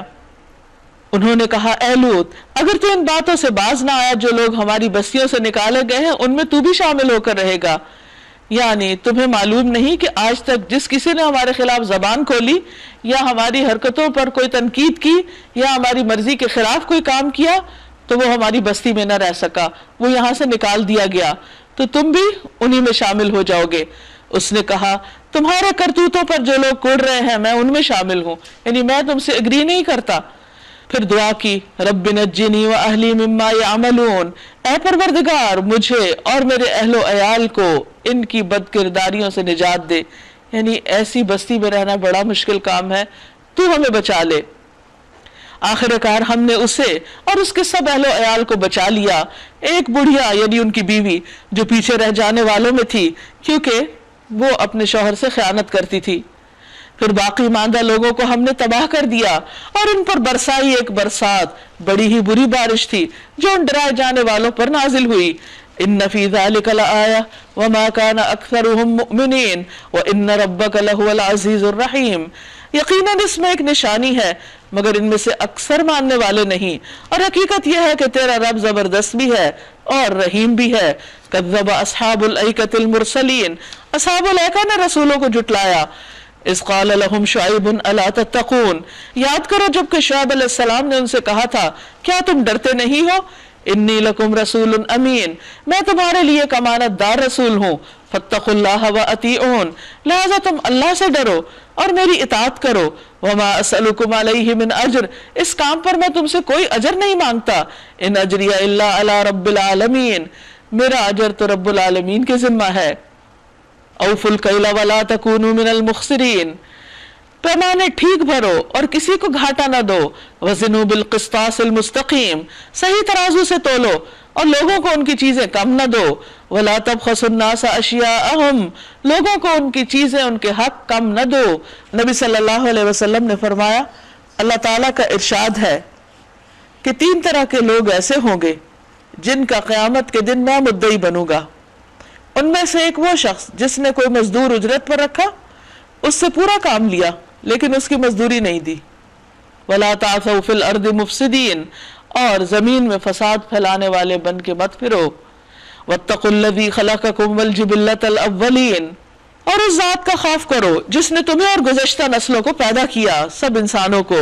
قَالُوا إِنَّمَا أَنْتَ مِنَ الْمُسَحَّرِينَ، سیم الزام، انہوں نے کہا تو محض ایک سحر زدہ آدمی، لگتا ہے تجھ پہ کسی نے جادو کر دیا، اور تو کچھ نہیں مگر ہم جیسا ایک انسان، اور ہم تجھے بالکل جھوٹا سمجھتے ہیں۔ اگر تو سچا ہے تو ہم پر آسمان کا کوئی ٹکڑا گرا دے۔ شعیب علیہ السلام نے کہا میرا رب جانتا ہے جو کچھ تم کر رہے ہو۔ فَكَذَّبُوهُ فَأَخَذَهُمْ عَذَابُ يَوْمِ الظُّلَّةِ، انہوں نے اسے جھٹلا دیا، آخر کار چھتری والے دن کا عذاب ان پر آ گیا، اور وہ بڑے ہی خوفناک دن کا عذاب تھا۔ إِنَّ فِي ذَلِكَ لَآيَةً وَمَا كَانَ أَكْثَرُهُم مُؤْمِنِينَ وَإِنَّ رَبَّكَ لَهُوَ الْعَزِيزُ الرَّحِيمُ، یقیناً اس میں ایک نشانی ہے مگر ان میں سے اکثر لوگ ماننے والے نہیں، اور حقیقت یہ ہے کہ تیرا رب زبردست بھی ہے اور رحیم بھی ہے۔ وَإِنَّهُ لَتَنزِيلُ رَبِّ الْعَالَمِينَ، اور بے شک یہ قرآن رب العالمین کی نازل کردہ ہے، یہ اللہ نے اتاری یہ کتاب۔ نزل بہ الروح الامین، روح الامین اسے لے کر اترے ہیں۔ علی قلبک لتکون من المنذرین، آپ کے دل پر اتارا ہے روح الامین یعنی جبریل علیہ السلام نے اس قرآن کو، کیوں؟ تاکہ آپ خلق خدا کو خبردار کریں، ان کو ڈرائیں، صاف صاف بتائیں۔ بلسان عربی مبین، صاف صاف عربی زبان میں ہے۔ وَإِنَّهُ لَفِي زُبُرِ الْأَوَّلِينَ، اور اگلے لوگوں کی کتابوں میں بھی یہ موجود ہے، یعنی یہی تعلیم پچھلی کتابوں میں بھی تھی، یہ کوئی نئی باتیں لے کر نہیں آئی، بس اس کو بہترین طریقے سے اس نے اپنے اندر سمو لیا، پچھلی تعلیم کو بھی، اور جو کچھ اللہ سبحانہ تعالیٰ نے اپنی نعمت اپنے بندوں پر ہمیشہ کے لیے تمام کرنی تھی، جو ان کو ہدایت دینی تھی، وہ سب کچھ اس کتاب میں ہے۔ اولم یکن لہم آیۃ ان یعلمہ علماء بنی اسرائیل، کیا ان اہل مکہ کے لیے یہ کوئی نشانی کم ہے کہ اسے علماء بنی اسرائیل جانتے ہیں؟ یعنی بنی اسرائیل کے علماء جو اللہ کی کتابوں کا مزاج سمجھتے ہیں، وہ اس بات سے واقف ہیں کہ جو تعلیم قرآن مجید میں دی جا رہی ہے وہ ٹھیک وہی تعلیم ہے جو پہلی آسمانی کتابوں میں تھی۔ وَلَوْ نَزَّلْنَاهُ عَلَى بَعْضِ الْأَعْجَمِينَ، اگر ہم اسے کسی اجمی پر بھی نازل کر دیتے اور یہ فصیح عربی کلام وہ ان کو پڑھ کر سناتا، تب بھی یہ مان کر نہ دیتے، یعنی کہتے کہ اچھا یہ تو حضور صلی اللہ علیہ وسلم سنا رہے ہیں، ان کی تو زبان عربی ہے، اگر وہ سنا رہے تو کیا بڑی بات ہے، کوئی اجمی ہوتا، کوئی نان عرب ہوتا، وہ اگر یہ عربی بولتا پھر ہم مانتے بھی بڑی بات کی اس نے، کوئی کمال ہے اس کا۔ فرمایا جنہوں نے نہیں ماننا تھا وہ تب بھی نہ مانتے۔ اس طرح ہم اس ذکر کو مجرموں کے دلوں میں سے گزارتے ہیں۔ لا یؤمنون بہ، وہ اس پر ایمان نہیں لاتے، حتی یروا العذاب العلیم، یہاں تک کہ عذاب علیم نہ دیکھ لیں. فیأتیہم بغتۃ وہم لا یشعرون، پھر جب وہ بے خبری میں ان پہ آ پڑتا ہے اس وقت وہ کہتے ہیں کیا ہمیں اب کچھ مہلت مل سکتی ہے؟ فَيَقُولُوا هَلْ نَحْنُ مُنظَرُونَ أَفَبِعَذَابِنَا يَسْتَعْجِلُونَ، تو کیا یہ لوگ ہمارے عذاب کے لیے جلدی مچا رہے ہیں؟ أَفَرَأَيْتَ إِن مَّتَّعْنَاهُمْ سِنِينَ، کیا آپ نے غور کیا کہ اگر ہم انہیں برسوں تک عیش کرنے کی مہلت بھی دے دیں پھر وہی چیز ان پر آ جائے جس سے انہیں ڈرایا جا رہا ہے، تو وہ سامان زیست، دنیا کا سامان جو ان کو ملا ہوا ہے، ان کے کس کام آئے گا؟ یعنی ان کو عذاب کی کیا جلدی ہے؟ اور آج یہ جو مطالبے کر رہے ہیں اگر یہ پورے کر دیے جائیں تو پھر ان کا دیکھیں کیا حال ہوتا ہے. وَمَا أَهْلَكْنَا مِنْ قَرْيَةٍ إِلَّا لَهَا مُنذِرُونَ، ہم نے کبھی کسی بستی کو اس کے بغیر ہلاک نہیں کیا کہ اس کے لیے خبردار کرنے والے حق نصیحت ادا کرنے کو موجود تھے اور ہم ظالم نہ تھے. وَمَا تَنَزَّلَتْ بِهِ الشَّيَاطِينُ، اور اس کتاب مبین کو شیاطین لے کر نہیں اترے. وَمَا يَنبَغِي لَهُمْ وَمَا يَسْتَطِيعُونَ، نہ یہ کام ان کو سجتا ہے. یعنی اتنا پاکیزہ کلام اور اتنے بہترین اس کے اندر جو احکامات ہیں یہ شیطان کے تو سراسر اپوزٹ جاتے ہیں، اس کے تو خلاف جاتی ہیں یہ باتیں. بھلا وہ ایسی باتیں کیوں نازل کرے؟ کیونکہ ان کا یہ اعتراض تھا نا کہ یہ محمد صلی اللہ علیہ وسلم نے یا خود لکھ لی ہے یا پھر کسی شیطان نے آپ کی مدد کی. تو شیطان ایسا کام کر ہی نہیں سکتے، نہ یہ کام ان کو سجتا ہے اور نہ ہی وہ ایسا کر سکتے ہیں. وہ تو اس کی سماعت تک سے دور رکھے گئے نہیں. جب یہ نازل ہو رہا ہوتا ہے تو کسی کو قریب پٹکنے کا بھی یارہ نہیں ہوتا. پس اے محمد صلی اللہ علیہ وسلم اللہ کے ساتھ کسی دوسرے کو معبود نہ پکاریے ورنہ آپ بھی سزا پانے والوں میں شامل ہو جائیں گے. فَتَكُونَ مِنَ الْمُعَذَّبِينَ وَأَنذِرْ عَشِيرَتَكَ الْأَقْرَبِينَ، اپنے قریب ترین رشتہ داروں کو ڈراؤ. وَاخْفِضْ جَنَاحَكَ لِمَنِ اتَّبَعَكَ مِنَ الْمُؤْمِنِينَ، اور ایمان لانے والوں میں سے جو لوگ آپ کی پیروی اختیار کریں ان کے ساتھ تواضع سے پیش آئیے، کیونکہ وہ اپنے خاندان، کنبے، قبیلے سب کچھ چھوڑ کے آ رہے ہیں. لہٰذا آپ ہی ان کے لیے ان کے والدین کی جگہ بھی ہیں اور ان کے دوست بھی ہیں اور سب کچھ، تو اس لیے آپ ان کے ساتھ نرمی کا اور ہمدردی کا معاملہ کیجئے. فَإِنْ عَصَوْكَ فَقُلْ إِنِّي بَرِيءٌ مِّمَّا تَعْمَلُونَ، پھر اگر وہ تمہاری نافرمانی کریں تو ان سے کہہ دیجئے کہ جو کچھ تم کرتے ہو میں اس سے بری ذمہ ہوں. وَتَوَكَّلْ عَلَى الْعَزِيزِ الرَّحِيمِ، اور توکل کیجئے اس ہستی پر جو زبردست ہے، رحم فرمانے والا ہے. الَّذِي يَرَاكَ حِينَ تَقُومُ، جو تمہیں اس وقت دیکھ رہا ہوتا ہے جب تم اٹھتے ہو. یعنی رات کو نماز کے لیے اٹھنا یا لوگوں کے سامنے کوئی بات کرنے کے لیے اٹھنا، حق کا پیغام دینے کے لیے، فرمایا وہ ساری کیفیات جانتا ہے اور سجدہ گزار لوگوں میں تمہاری نقل و حرکت پر بھی نگاہ رکھتا ہے. یعنی آپ اپنے ساتھیوں کے بیچ میں کیسے چلتے پھرتے ہیں، سب کچھ سننے اور جاننے والا ہے. لوگوں کیا میں تمہیں بتاؤں کہ شیاطین کس پہ اترتے ہیں؟ پیغمبر پہ نہیں، ہر جال ساز بدکار پر اترتے ہیں جو سنی سنائی باتیں کانوں میں پھونکتے ہیں اور ان میں سے اکثر جھوٹے ہوتے ہیں. رہے شاعراء، شاعر حضرات، تو ان کے پیچھے بہکے ہوئے لوگ چلا کرتے ہیں. کیا تم دیکھتے نہیں ہو کہ وہ ہر وادی میں بھٹکتے ہیں؟ یعنی ان کو کوئی متعین راہ نہیں، کوئی سیٹ پیٹرن نہیں ہوتا، اور ایسی بات کہتے ہیں جو کرتے نہیں. یہ میجورٹی کا حال ہے، سب کی بات نہیں. الا الذین آمنوا، کیونکہ کچھ لوگ ایکسیپشنل بھی ہیں، مگر وہ لوگ جو ایمان لائے. وعملوا الصالحات، اور انہوں نے نیک کام کیے. وذکروا اللہ کثیرا، اور کثرت سے اللہ کو یاد کیا. وانتصروا من بعد ما ظلموا، اور جب ان پہ ظلم کیا گیا تو صرف بدلہ لیا. یعنی اس دور میں شاعری کے بدلے شاعری ہوتی تھی بدلے میں. وَسَيَعْلَمُ الَّذِينَ ظَلَمُوا أَيَّ مُنقَلَبٍ يَنقَلِبُونَ، اور ظلم کرنے والوں کو عنقریب معلوم ہو جائے گا کہ وہ کس انجام سے دوچار ہوتے ہیں. یعنی دنیا میں یہ سلسلہ ہمیشہ نہیں چلتا رہے گا، جو اچھا کرے گا وہ بھی اپنے انجام کو پہنچے گا اور جو برا کرے گا وہ بھی اپنے انجام کو پہنچے گا. سورۃ النمل، نمل کہتے ہیں چیونٹی کو. چیونٹی اللہ کی بہت ہی بہترین مخلوق ہے، اللہ کی حمد و ثنا کرتی ہے، اللہ کا ذکر کرتی ہے، نیکی کا کام کرنے والوں کے لیے دعائیں کرتی ہے. اس لیے چیونٹی کو مارنے سے منع کیا گیا ہے. بسم اللہ الرحمن الرحیم. طاسین، طاسین، تلک آیات القرآن و کتاب مبین، یہ آیات ہے قرآن اور کتاب مبین کی. یعنی ایسی کتاب جو حق و باطل کا فرق کھول کے رکھ دیتی ہے. ہدم و بشرا للمؤمنین، ہدایت اور خوشخبری مومنوں کے لیے، یعنی راہ بھی دکھاتی ہے، اور جو اس راہ پہ چلے اس کے لیے گڈ نیوز بھی ہیں. کوئی کتاب پڑھنے پر آپ کو گڈ نیوز نہیں ملتی کہ جو آپ کو کہے کہ اچھا اگر آپ یہ کتاب پڑھیں گے تو آپ کے لیے خوشخبری ہے. کس بات کی خوشخبری؟ زیادہ سے زیادہ کوئی یہ کہہ سکتا ہے کہ ہاں جی اس سے آپ کو فلاں فلاں چیزیں سیکھنے کو ملیں گی.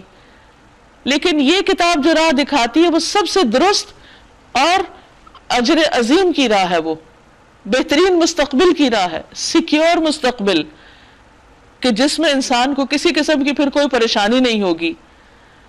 الذین یقیمون الصلاۃ، کون ہے وہ لوگ؟ جو مومن ہیں، جو نماز قائم کرتے ہیں. ویؤتون الزکوٰۃ، اور زکوٰۃ ادا کرتے ہیں. وہم بالآخرۃ ہم یوقنون، اور وہ آخرت پر یقین رکھتے ہیں، پورا پورا یقین. ان الذین لا یؤمنون بالآخرۃ زینا لہم اعمالہم فہم یعمہون، حقیقت یہ ہے کہ جو لوگ آخرت کو نہیں مانتے ان کے لیے ہم نے ان کے کرتوتوں کو خوشنما بنا دیا ہے، یعنی ان کے اعمال ان کے لیے بڑے خوبصورت بن گئے ہیں اور اس میں وہ خوش ہیں دنیا کے غلط کام کر کے. اولئک الذین لہم سوء العذاب وہم فی الآخرۃ ہم الاخسرون، لیکن یہ خوشیاں اور یہ رونقیں چند دن کی ہیں، یہ بھٹکتے ہیں، اور پھر کیا ہوگا؟ یہ وہ لوگ ہیں جن کے لیے بری سزا ہے، اور آخرت میں یہی سب سے زیادہ خسارے میں رہنے والے. دو طرح کے لوگ اس دنیا میں رہتے ہیں، ایک وہ جو آخرت کو سامنے رکھ کے سفر طے کر رہے ہیں، اور دوسرے وہ جو آخرت کو بھول کے اپنے کام کرتے ہیں دنیا میں. تو دونوں کے رویے میں، عمل میں فرق ہے اور انجام بھی فرق ہے. وَإِنَّكَ لَتُلَقَّى الْقُرْآنَ مِن لَّدُنْ حَكِيمٍ عَلِيمٍ، اور اے محمد صلی اللہ علیہ وسلم بلا شبہ تم پر یہ قرآن ایک حکیم اور علیم ہستی کی طرف سے ہے، اس کی طرف سے آپ پا رہے ہیں، آپ کو تلقی کی جا رہی ہے. اذ قال موسیٰ لأہلہ، جو موسیٰ علیہ السلام نے اپنے گھر والوں سے کہا، انی آنست نارا، مجھے ایک آگ دکھائی دی ہے، مجھے آگ سی نظر آئی ہے. یہ کب کی بات ہے؟ جب وہ 10 سال مدین میں گزار کر واپس مصر جا رہے تھے. سآتیکم منہا بخبر او آتیکم بشہاب قبس لعلکم تصطلون، میں ابھی تو یا وہاں سے کوئی خبر لے کر آتا ہوں یا کوئی انگارہ چن لاتا ہوں تاکہ تم لوگ گرم ہو سکو، کیونکہ رات کا وقت تھا اور صحرا جو تھا وہ بہت ہی سخت ٹھنڈا تھا. تو ان کے گھر والے جو ساتھ تھے وہ ٹھٹر رہے تھے، تو کہا کہ میں ابھی آگ لے کر آتا ہوں تو تم اپنے آپ کو تاپ لو. وہاں جو پہنچے تو ندا آئی کہ مبارک ہے وہ جو اس آگ میں ہے اور جو اس کے ماحول میں ہے، پاک ہے اللہ سب جہان والوں کا پروردگار، کیونکہ وہ آگ نہ تھی بلکہ رب کی تجلی تھی. اے موسیٰ یہ میں ہوں اللہ زبردست اور دانا. وَأَلْقِ عَصَاكَ، اور پھینک تو ذرا اپنی لاٹھی. جو ہے کہ موسیٰ علیہ السلام نے دیکھا لاٹھی سانپ کی طرح بل کھا رہی ہے تو پیٹ پھیر کر بھاگا اور پیچھے مڑ کے بھی نہ دیکھا. ظاہر تنہا بھی تھے، رات کا وقت، اور بالکل اچانک یہ ساری صورتحال پیش آ گئی. اے موسیٰ ڈرو نہیں، میرے حضور رسول ڈرا نہیں کرتے، الا یہ کہ کسی نے قصور کیا ہو، پھر اگر برائی کے بعد اس نے بھلائی سے اپنے فعل کو بدل لیا تو میں معاف کرنے والا مہربان ہوں. یعنی موسیٰ علیہ السلام کو فکر تھی ان کے ہاتھ سے جو قبطی بلا ارادہ قتل ہو گیا تھا، تو فرمایا کہ جس سے غلطی اچانک ہو جائے تو اس پر میں معاف کرنے والا ہوں، پھر اگر اس برائی کے بعد اس نے بھلائی سے اپنے فعل کو بدل لیا تو میں معاف کر دوں. یعنی انسان سے بھول چوک ہو جاتی، غلطی ہو جاتی، غلطی کرنے کے بعد اگر کوئی شخص توبہ کر لیتا ہے تو اللہ تعالیٰ معاف فرما دیتا ہے. وَأَدْخِلْ يَدَكَ فِي جَيْبِكَ، اور اپنا ہاتھ ذرا گریبان میں ڈالو، چمکتا ہوا نکلے گا بغیر کسی تکلیف کے. یہ 2 نشانیاں 9 نشانیوں میں سے ہیں فرعون اور اس کی قوم کی طرف لے جانے کے لیے. وہ بڑے بد کردار لوگ ہیں، قوماً فاسقین، بہت نافرمان. مگر جب ہماری کھلی کھلی نشانیاں ان لوگوں کے سامنے آئیں تو انہوں نے کہا یہ تو کھلا جادو ہے. انہوں نے سراسر ظلم اور غرور کی راہ سے نشانیوں کا انکار کیا، حالانکہ دل ان کے قائل ہو چکے تھے. اب دیکھ لو کہ ان مفسدوں کا انجام کیا ہوتا ہے. دوسری طرف ہم نے داؤد علیہ السلام، سلیمان علیہ السلام کو علم عطا کیا، اور انہوں نے کہا الحمدللہ الذی فضلنا علی کثیر من عبادہ المؤمنین، اس خدا کا شکر جس نے ہم کو اپنے بہت سے مومن بندوں پر فضیلت عطا کی. یعنی اور بھی بڑے ایمان والے تھے لیکن اس نے ہمیں چنا اور یہ خاص علم عطا کیا. दाऊद अलैहिस्सलाम की इबादत बेहतरीन इबादत थी। रसूलुल्लाह सल्लल्लाहु अलैहि वसल्लम ने फरमाया, अल्लाह के नज़दीक रोज़े का सबसे पसंदीदा तरीका दाऊद अलैहिस्सलाम का तरीका था। वो एक दिन रोज़ा रखते और एक दिन बगैर रोज़े के रहते। और अल्लाह के नज़दीक नमाज का सबसे पसंदीदा तरीका दाऊद अलैहिस्सलाम की नमाज का तरीका था। वो आधी रात तक सोते और 1/3 रात में इबादत करते, फिर बकिया छठे हिस्से में दोबारा सोते। यानी बार बार सोना और उठना अपने नफ्स के खिलाफ जाना है। इसी तरह एक दिन खाना और एक दिन ना खाना, ये भी नफ्स के खिलाफ जाना है, तो उसमें ज्यादा फिर अजर है। वरिसा सुलैमान दाऊद, और दाऊद अलैहिस्सलाम के वारिस सुलेमान अलैहिस्सलाम हुए। वकाला, और उसने कहा, किसने? सुलेमान अलैहिस्सलाम ने, या अय्युहन्नास, ऐ लोगो, उल्लिमना मंतिक़त तैर, हमें परिंदों की बोलियां सिखाई गई हैं। आज तक आप देखें कि इस इल्म में कोई दूसरा शरीक नहीं हो सका। सुलेमान अलैहिस्सलाम परिंदे, जानवर, चूंटियां, ये जब आपस में भी बात करते थे तो वो समझ जाते थे कि बात क्या हो रही है। वह ऊतीना मिन कुल्ली शै, और हमें हर तरह की चीजें दी गई हैं, यानी जिनकी हमें जरूरत है अपना काम काज चलाने के लिए। इन्ना हाज़ा लहुल फज़लुल मुबीन, बेशक ये बहुत ही नुमाया फजल है, यानी जिसको अल्लाह ताला परिंदों की जबान सिखा दे और हर तरह के वसाइल अता कर दे। और ये पैगंबर भी थे, तो इससे पता चलता है कि जरूरी नहीं कि जो शख्स दीन की तरफ आए दुनिया उस पर हराम हो जाए। सुलेमान अलैहिस्सलाम के लिए जिन और इंसानों और परिंदों के लश्कर जमा किए गए थे। इतनी बड़ी फौज थी उनकी, और वो पूरे जब्त में रखे जाते थे, कंट्रोल थे। एक मर्तबा वो उनके साथ कूच कर रहे थे, यहां तक कि जब ये सब चींटियों की वादी में पहुंचे तो एक चींटी ने कहा, ऐ चींटियों, अपने बिलों में घुस जाओ, कहीं ऐसा ना हो सुलेमान और उसका लश्कर तुम्हें कुचल डालें और उन्हें खबर भी ना हो। इससे आप अंदाजा लगाएं कि चींटी के अंदर किस कदर समझ, अकल और अपने माहौल को समझने की सलाहियत है। और फिर यह है कि कितनी खैरखाही थी उसकी अपनी कौम के साथ। लगता है कि कोई लीडर थी उनकी, तो उसने कहा कि तुम फौरन अपनी जगह पे चलो वरना तुम खत्म ना हो जाओ। अगर जानवरों के लीडर इतने खैरखां हैं अपनी कौम के साथ, तो इंसानों के लीडर्स को कैसे होना चाहिए। और दूसरी बात यह है कि अगर अल्लाह ताला हमें ना बताते तो शायद हमें ना पता होता कि चींटियां भी आस पास की गवाह हैं। देखिए, जब वो गुजर रही होती हैं या कभी हमारे ऊपर चढ़ जाती हैं या कोई किसी खाने को लग जाती है, तो हम समझते हैं कि शायद इन्हें नहीं पता, मारो इनको। लेकिन वो देख रही होती हैं कि आसपास क्या हो रहा है। तो बहुत सी ऐसी मखलूक है जो हम पर या हमारे खिलाफ अल्लाह पाक के यहाँ गवाही देगी जाके। तो सुलेमान अलैहिस्सलाम के लिए जिन और इंसान और परिंदों के लश्कर जमा किए गए थे, वो पूरे जब्त यानी कंट्रोल में रखे जाते थे। और ऐसा लश्कर तो किसी का भी नहीं था कि जिसमें इतनी वैरायटी हो। एक मर्तबा वो उनके साथ कूच कर रहा था, यहां तक कि जब ये सब चींटियों की वादी में पहुंचे तो एक चींटी ने कहा, चींटियों अपने बिलों में घुस जाओ, ऐसा ना हो कि सुलेमान और उसके लश्कर तुम्हें कुचल डालें और उन्हें खबर भी ना हो। ये भी आप देखिए कितनी पॉजिटिव बात थी उसकी, कि उन्हें पता भी नहीं चलेगा और वो कर जाएंगे और तुम्हारी शामत आ जाएगी, तो इसलिए तुम खुद अपना बचाव करो। हम आमतौर पर जब कोई मसला होता है तो दूसरे को ब्लेम करके खुद अपने आप को वहीं छोड़ देते हैं। तो ये बहुत ही खूबसूरत सबक है सीखने का। फतबस्सम दाहिकम मिन कौलिहा, सुलेमान अलैहिस्सलाम को चूंकि बात समझ आ रही थी, आवाज भी आ रही थी, जबकि बाकी किसी को भी नहीं, तो वो मुस्कुराते हुए हंस पड़े कि ये कैसी अक्लमंद और समझदार मखलूक है। और एकदम रब का शुक्र अदा किया। वक़ाल रब्बि औज़अनी अन अश्कुर निअमतक अल्लती अनअमत अलैया व अला वालिदैया व अन अअमल सालिहन तर्दा व अदखिलनी बिरहमतिक फी इबादिक अस्सालिहीन। ऐ मेरे रब, मुझे काबू में रख कि मैं तेरे इस एहसान का शुक्र अदा करता रहूं जो तूने मुझ पर और मेरे वालिदैन पर किया, और ऐसा अमल साले करूं जो तुझे पसंद आ जाए, और अपनी रहमत से मुझे अपने साले बंदों में शामिल कर, नेक लोगों के साथ मेरा अंजाम हो। तो आप देखिए कि सुलेमान अलैहिस्सलाम की जो दुआ है इसमें एक तरफ शुक्र है, फिर नेमतों का इकरार है, सिर्फ अपनी नहीं वालिदैन की भी, और फिर अब अल्लाह की रहमत का सवाल है, क्योंकि जिस पर अल्लाह की रहमत हो जाए उसके लिए सारे दरवाजे खुल जाएं। और फिर यह कि मुझे वो नेक अमल की तौफीक करने की दे, उस नेक अमल के करने की तौफीक दे जो तुझे पसंद आ जाए। क्योंकि इंसान अपने तौर पर बड़े बड़े काम करता रहे, लेकिन अगर अल्लाह को पसंद नहीं तो خسارہ ہی خسارہ ہے. وَتَفَقَّدَ الطَّيْرَ فَقَالَ مَا لِيَ لَا أَرَى الْهُدْهُدْ أَمْ كَانَ مِنَ الْغَائِبِينَ. ایک اور موقع پر سلیمان علیہ السلام نے پرندوں کا جائزہ لیا اور کہا کیا بات ہے میں فلاں ہدہد کو نہیں دیکھ رہا, کیا وہ کہیں غائب ہو گیا؟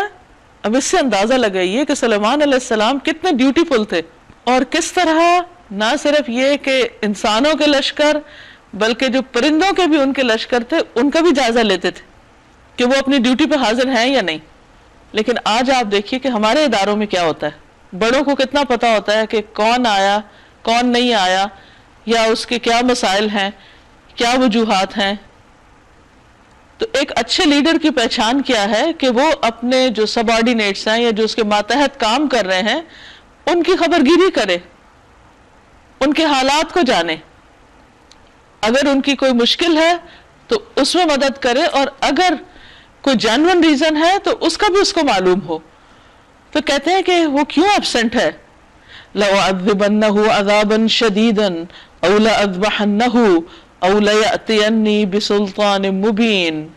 میں اسے سخت سزا دوں گا یا ذبح کر دوں گا.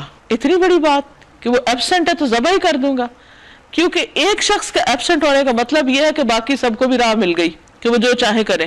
تو ڈیوٹی پر حاضر نہ ہونا اور بغیر بتائے بلا اجازت چھٹی کر لینا یہ بہت بڑی بات ہے. أَوْ لَيَأْتِيَنِّي بِسُلْطَانٍ مُبِينٍ, یا اسے میرے سامنے کوئی معقول وجہ پیش کرنی ہوگی, کو اپنا عذر بتانا ہوگا.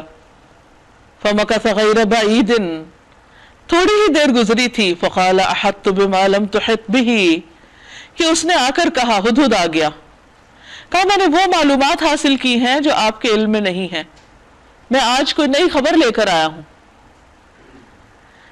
وَجِئْتُكَ مِنْ سَبَإٍ بِنَبَإٍ يَقِينٍ, اور میں سبا کے متعلق یقینی اطلاع لے کر آیا ہوں.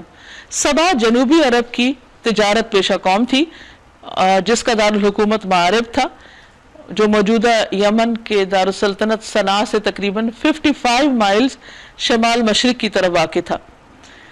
اور کہتے ہیں کہ 1000 سال تک یہ قوم بہت عروج پر رہی, اور یونانی مورخین تو یہ لکھتے ہیں کہ یہ دنیا کی سب سے زیادہ مالدار قوم تھی. اس کی بڑی وجہ ان کی تجارت تھی, اور اس کے ساتھ ساتھ ان کا جو نظام زراعت تھا وہ بھی زبردست تھا. انہوں نے آبپاشی کے لیے جگہ جگہ بند باندھ کر پانی کا اریگیشن کا بہت زبردست سسٹم بنایا ہوا تھا.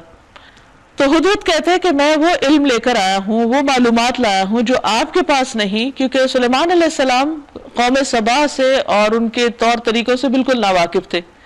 اس سے یہ بھی پتہ چلتا ہے کہ کوئی شخص کتنے بھی بڑے مقام پر کیوں نہ ہو, اس کا علم ہر چیز کے بارے میں کامل نہیں ہو سکتا. اور ہم دیکھتے ہیں کہ ہدہد جو ایک معمولی پرندہ تھا وہ جا کے وہاں کی ساری خبریں لے آیا اپنے مخصوص طریقے سے. تو وہ کہتا ہے کہ انی وجدت امرأۃ تملکہم, میں نے دیکھا کہ ایک عورت ان پہ حاکم ہے, وہ ان کے اوپر حکمرانی کر رہی ہے. وَأُوتِیَتْ مِنْ كُلِّ شَيْءٍ, اور اس کو ہر چیز دی گئی ہے, یعنی ہر طرح کے ساز و سامان اس کے پاس ہیں جس سے حکومت چلائی جا سکتی ہے. وَلَهَا عَرْشٌ عَظِيمٌ, اور اس کا تخت بھی بہت بڑا ہے. میں نے دیکھا کہ وہ اور اس کی قوم اللہ کی بجائے سورج کے آگے سجدہ کرتی. سورج نظر آنے والے آبجیکٹس میں سے بہت ہی روشن اور بہت نمایاں ہے, جو کسی سے بھی چھپا ہوا نہیں. تو شیطان نے ان کا یہ عمل بڑا خوشنما بنا دیا ہے. وَزَيَّنَ لَهُمُ الشَّيْطَانُ أَعْمَالَهُمْ فَصَدَّهُمْ عَنِ السَّبِيلِ. اب یہ کون کہہ رہا ہے؟ ہدہد کہہ رہا ہے, ایک پرندہ کہہ رہا ہے. ہم سمجھتے ہیں پرندوں کو کیا عقل, یہ ایسے چہچہا رہے ہیں, حالانکہ ان کے چہچانے میں بھی اللہ کی ایک حمد ہوتی ہے, اللہ تعالیٰ کا ذکر ہوتا ہے, اور وہ بھی اپنے کسی کام پہ کسی مشن پہ ہوتے ہیں. ہم نہ جانے تو یہ ہماری جہالت ہے. بہرحال وہ کہتے ہیں کہ شیطان نے ان کے اعمال خوبصورت بنا دی اور وہ شرک کر رہے ہیں, اور اس نے ان کو سیدھے رستے سے روک رکھا ہے. فہم لا یہتدون, تو وہ ہدایت نہیں پاتے, ان کو صحیح رستہ نظر نہیں آ رہا, ان کی آنکھوں پہ پردہ پڑ گیا.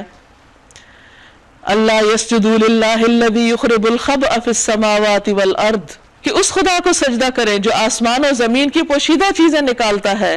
وَيَعْلَمُ مَا تُخْفُونَ وَمَا تُعْلِنُونَ, وہ سب کچھ جانتا ہے جسے تم لوگ چھپاتے اور ظاہر کرتے ہو.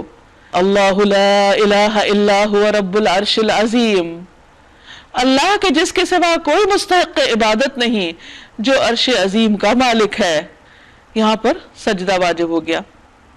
قال، سلیمان علیہ السلام نے کہا یہ ساری بات سن کر، سننظر، ان قریب ہم دیکھتے ہیں، ہم تحقیق کریں گے، اصدقت ام کنت من الکاذبین، کہ تم نے سچ کہا یا جھوٹے ہو، جھوٹ بولنے والوں میں سے ہو۔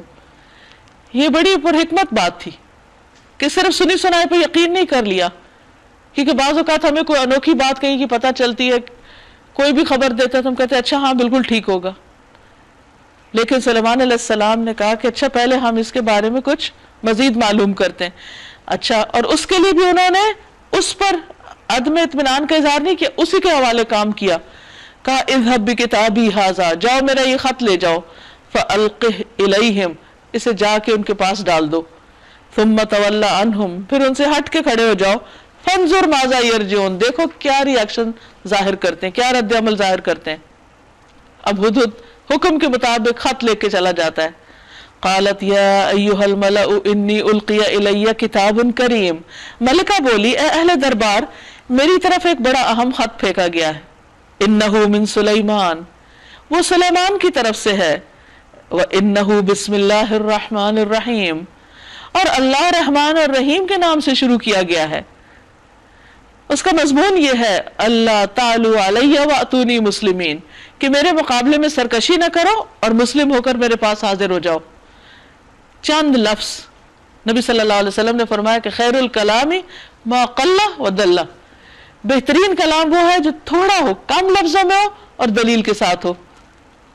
اب یہاں انہوں نے کوئی تمہید نہیں باندھی، کچھ نہیں، بسم اللہ لکھی اور اس کے بعد مقصد بتا دیا کہ مسلمان ہو جاؤ، شیطان کی پوجا چھوڑ دو، سورج کو مت پوجو، یہ ساری تفصیلات نہیں کہیں، بس اللہ کی طرف آ جاؤ۔ قالت یا ایھا الملأ افتونی فی امری، خط سنا کے ملکہ نے کہا اے سرداران قوم، میرے اس معاملے میں مجھے مشورہ دو، میں کسی معاملے کا فیصلہ تمہارے بغیر نہیں کرتی۔ یہ بھی ایک اچھے حاکم کی نشانی ہے کہ وہ اپنے متعلقین سے مشورہ کرتا ہے۔ انہوں نے جواب دیا ہم طاقتور اور لڑنے والے لوگ ہیں، آگے فیصلہ آپ کے ہاتھ میں ہے، الٹیمیٹ اتھارٹی آپ ہیں، آپ بتائیں گی کیا کرنا ہے، آپ خود دیکھ لیں کہ آپ کو کیا حکم دینا ہے۔ ملکہ نے کہا بادشاہ جب کسی ملک میں گھس آتے ہیں تو اسے خراب اور اس کے عزت والوں کو ذلیل کرتے ہیں، تو میں اپنی قوم کو ذلیل نہیں کرنا چاہتی، یہی کچھ وہ کیا کرتے ہیں۔ میں ان لوگوں کی طرف ایک ہدیہ بھیجتی ہوں، پھر دیکھتی ہوں کہ میرے الچی کیا جواب لے کر پلٹتے ہیں۔ اب آپ دیکھیے کہ اس نے مشورہ کیا، لیکن انہوں نے کہا بس ہم لڑنے والے لوگ ہیں، اس کے علاوہ کچھ نہیں کہا، لیکن ملکہ نے ان کی رائے پہ کوئی کان نہیں دھرا، بلکہ ایک اور تدبیر کی کہ اچھا میں پہلے جانچتی ہوں کہ وہ کس قسم کے لوگ ہیں، کس قدر سمجھدار عورت تھی۔ جب وہ ملکہ کا سفیر سلیمان علیہ السلام کے ہاں پہنچا تو اس نے کہا کیا تم لوگ مال سے میری مدد کرنا چاہتے ہو؟ جو کچھ خدا نے مجھے دے رکھا ہے وہ اس سے بہت زیادہ ہے جو تمہیں دیا ہے، تمہارا ہدیہ تمہیں کو مبارک رہے، یعنی ہم تم سے کوئی مال نہیں چاہتے۔ اے سفیر واپس جا اپنے بھیجنے والوں کی طرف، ہم ان پر ایسے لشکر لے کر آئیں گے جس کا وہ مقابلہ نہ کر سکیں گے، اور ہم انہیں ایسی ذلت کے ساتھ وہاں سے نکالیں گے کہ خوار ہو جائیں گے۔ سلیمان علیہ السلام نے کہا اے اہل دربار، تم میں سے کون اس کا تخت میرے پاس لاتا ہے قبل اس کے کہ وہ لوگ مطیع ہو کر میرے پاس حاضر ہوں؟ جنوں میں سے کبھی ہیکل نے عرض کیا میں اسے حاضر کر دوں گا قبل اس کے کہ اپنی جگہ سے آپ اٹھے۔ میں اس کی طاقت رکھتا ہوں اور امانت دار ہوں۔ جس شخص کے پاس کتاب کا علم تھا وہ بولا آپ کی پلک جھپکنے سے پہلے میں اسے لائے دیتا ہوں۔ اس سے اندازہ لگائیں کہ سلیمان علیہ السلام کے پاس جو لشکر تھے ان میں کیسے کیسے طاقتور صاحب علم تھے، اور ان سب پر سلیمان علیہ السلام کا کنٹرول بھی تھا، وہ ان کی بات بھی سنتے تھے، ان کے حکم کے تابع تھے۔ بہرحال جو ہی کہ سلیمان علیہ السلام نے وہ تخت اپنے پاس رکھا ہوا دیکھا، وہ پکار اٹھے ھذا من فضل ربی، یہ میرے رب کا فضل ہے، یہ اس کی عنایت ہے مجھ پر۔ کہیں کچھ غرور نہیں تھا ان کے اندر، اتنا کچھ پا کر بھی، تاکہ وہ مجھے آزمائے کہ میں شکر کرتا ہوں یا کافر نعمت بن جاتا ہوں۔ کس قدر عاجزی ہے ان کے اندر، اور جو کوئی شکر کرتا ہے اس کا شکر اس کے اپنے ہی لیے مفید ہے، ورنہ کوئی ناشکری کرے تو میرا رب بے نیاز اور اپنی ذات میں آپ بزرگ ہے۔ سلیمان علیہ السلام نے کہا انجان طریقے سے اس کا تخت اس کے سامنے رکھ دو اور دیکھیں کہ وہ صحیح بات تک پہنچتی ہے یا ان لوگوں میں سے جو راہ راست نہیں پاتے۔ ملکہ جب حاضر ہوئی تو اس سے کہا گیا کیا تیرا تخت ایسا ہی ہے؟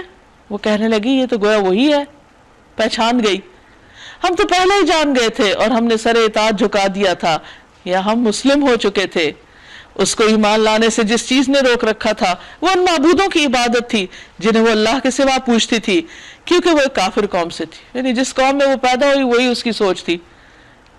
لیکن سلیمان علیہ السلام نے تخت کے تھوڑا سا حصہ بدل کے اس کی سمجھ کا جائزہ لیا اور اس کو یہ بتانا چاہا کہ کس طرح بعضوں کا شیطان اصل چیز کو کیا بنا کے دکھاتا ہے. یعنی اللہ تعالیٰ کی بجائے اس نے تمہارا رخ سورج کی طرف کر دیا. تو وہ فوراً سمجھ گئی. اس سے کہا گیا کہ محل میں داخل ہو. اس نے جو دیکھا تو سمجھی کہ پانی کا حوض ہے اور اترنے کے لیے اس نے اپنے پائنچے اٹھا لیے. سلیمان علیہ السلام نے کہا یہ شیشے کا چکنا فرش ہے. اس میں بھی دراصل ان کو ٹیسٹ کرنا تھا کہ دیکھیں چیزیں جو نظر آتی ہیں وہ نہیں ہوتی. تم جو سورج کو خدا دیکھتے تو وہ خدا نہیں ہے. اس پر وہ پکار اٹھی قالت رب انی ظلمت نفسی واسلمت مع سلیمان للہ رب العالمین. اے میرے رب آج تک میں اپنے نفس پر بڑا ظلم کرتی رہی، اس غلط فہمی کا شکار رہی، اور اب میں نے سلیمان علیہ السلام کے ساتھ اللہ رب العالمین کی اطاعت قبول کر لی. اور یہ ایک بہت زبردست فیصلہ تھا اس خاتون کا، اور اس کے اندر بھی کوئی سختی یا کسی قسم کا تکبر نہیں تھا. اتنی بڑی حکومت اور سلطنت کی مالک ہوتے ہوئے جو دنیا کی مالدار ترین قوم تھی وہ آسانی کے ساتھ اسلام قبول کر لیتی. وَلَقَدْ أَرْسَلْنَا إِلَىٰ ثَمُودَ أَخَاهُمْ صَالِحًا. اور سمود کی طرف ہم نے ان کے بھائی صالح علیہ السلام کو یہ پیغام دے کر بھیجا کہ اللہ کی بندگی کرو. تو یکایک وہ دو جھگڑنے والے فریق بن گئے. صالح علیہ السلام نے کہا میری قوم کے لوگوں، بھلائی سے پہلے برائی کے لیے کیوں جلدی مچاتے ہو؟ کیوں نہیں اللہ سے مغفرت طلب کرتے، شاید کہ تم پر رحم فرمایا جائے. انہوں نے کہا ہم نے تو تم کو اور تمہارے ساتھیوں کو بدشگونی کا نشان پایا ہے. صالح علیہ السلام نے کہا اے میری قوم کے لوگوں، بھلائی سے پہلے برائی کے لیے کیوں جلدی مچاتے ہو؟ یعنی اللہ سے خیر مانگنے کی بجائے عذاب مانگنے میں کیوں جلدی کرتے ہو؟ کیوں نہیں اللہ سے مغفرت طلب کرتے، شاید کہ تم پہ رحم فرمایا جائے. انہوں نے کہا ہم نے تو تم کو اور تمہارے ساتھیوں کو بدشگونی کا نشان پایا نہیں. جب سے تم آئے ہو ہمارے ہاں بہت بے چینی ہو گئی ہے، ہمارا تو امن تباہ ہو گیا. صالح علیہ السلام نے جواب دیا تمہارے نیک اور بدشگون کا سر رشتہ تو اللہ کے پاس ہے، یعنی اس کا مالک تو اللہ ہے. اصل بات یہ ہے کہ تم لوگوں کی آزمائش ہو رہی ہے. اس شہر میں 9 جتھے دار تھے جو ملک میں فساد پھیلاتے اور کوئی اصلاح کا کام نہ کرتے. یہ 9 پارٹیاں یا 9 گروپس یا 9 جماعتیں تھی جو فتنہ فساد پھیلا رہی تھی. انہوں نے آپس میں کہا خدا کی قسم کھا کر عہد کر لو کہ ہم صالح اور اس کے گھر والوں پر شبخون ماریں گے اور پھر اس کے ولی سے کہہ دیں گے کہ ہم اس کے خاندان کی ہلاکت کے موقع پر موجود نہ تھے. ہم بالکل سچ کہتے ہیں. یہ چال تو وہ چلے، پھر ایک چال ہم نے چلی جس کی انہیں خبر نہ تھی. اب دیکھ لو کہ ان کی چال کا انجام کیا ہوا. ہم نے تباہ کر کے رکھ دیا ان کو اور ان کی پوری قوم کو. وہ ان کے گھر خالی پڑے ہیں اس ظلم کی پاداش میں جو وہ کرتے تھے. اس میں ایک نشان عبرت ہے ان لوگوں کے لیے جو علم رکھتے ہیں.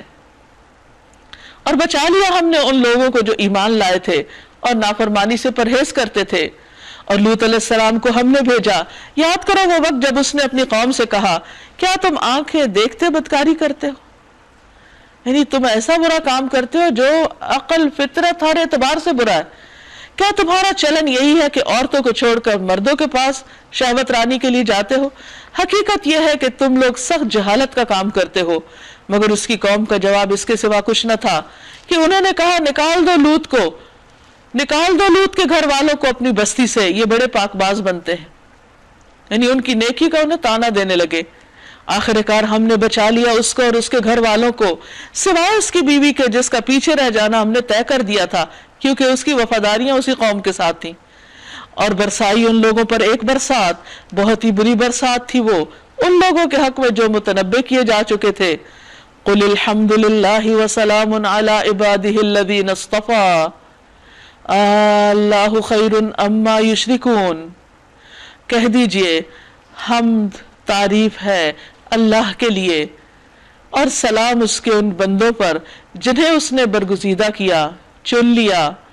ان سے پوچھئے اللہ بہتر ہے یا وہ معبود جنہیں لوگ اس کا شریک بنا رہے ہیں. وآخر دعوانا ان الحمدللہ رب العالمین.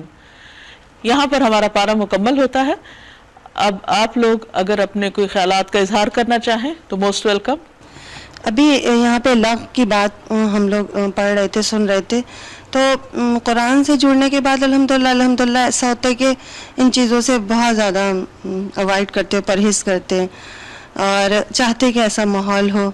لیکن باقی جو اور فیملی ہوتی ہے، آنا جانا ہوتا ہے، تو ظاہر ہے جانا تو ہوتا ہے. عموماً وہاں پہ اسی طرح کی بہت زیادہ اوائڈ کرنے کے باوجود بھی آپ خود ادھر ادھر ہو سکتے، لیکن وہ سب وہاں پہ ایسے ہی ہو رہا ہوتا ہے. بڑا مسئلہ ہو جاتا ہے. بعض دفعہ خود جو ہے نا بہت زیادہ گلٹی فیل کرنے لگتے ہیں ان سب باتوں سے، کیونکہ سن رہے ہوتے ہیں. دیکھیے، اگر آپ کسی کو کوئی راہ نہیں دکھائیں گے تو لوگ آپ کو دکھائیں گے. اگر آپ کے پاس کوئی اچھی چیز ہے کسی کو بتانے کے لیے تو آپ بتائیے، ورنہ آپ مغلوب ہوں گے. ہم آج کل کے دور کو عموماً یہ سمجھتے ہیں کہ یہی بہت ایڈوانسڈ دور ہے، سب بہت ماڈرن سائڈ پر جا رہے ہیں، ویسٹرن اور ساری چیزیں بہت ہمیں اپیل کرتی ہیں، اور ہم سمجھتے ہیں کہ پچھلے دور کی باتیں اور یہ سب قصے بہت پرانی کہانی ہے، اور یہ تو شاید ان پر اس طرح سے یقین نہیں لاتے، لا کر بھی اس طرح نہیں لاتے. لیکن حضرت سلیمان علیہ السلام کا دور، اگر اس پہ ہم بغور اس کا جائزہ لیں تو اس میں تو وہ ساری چیزیں نظر آ رہی ہیں جو شاید ابھی بھی مجھے کہیں بھی اس طرح سے ہمیں نہیں نظر آتی. بہت ایڈوانس دور تھا. بنی اسرائیل کا یہ ایک ایسا زبردست ترقی والا دور تھا کہ جس کی مثال نہیں ملتی دنیا میں. مومن کے لیے خوشخبری ہے کہ برائی کے بعد اگر وہ کانشیس ہو کے اچھائی کی طرف آ جاتا ہے یا اللہ سے توبہ کرتا ہے تو اللہ تعالیٰ اس کو معاف کر دیتے ہیں، چاہے بڑے سے بڑا گناہ ہو. بالکل. تو پھر اس زندگی کو استعمال کرنا چاہیے، وقت کو، کہ ہم بھاگیں، روزانہ ہم غور و فکر کر کے اپنی اصلاح کریں اور پچھلی زندگی کی بھی معافی مانگیں، اور جو صبح سے لے کے شام تک ہم نے کیا ہے رات کو ہم 10 منٹ کا غور و فکر کریں اور معافی مانگیں.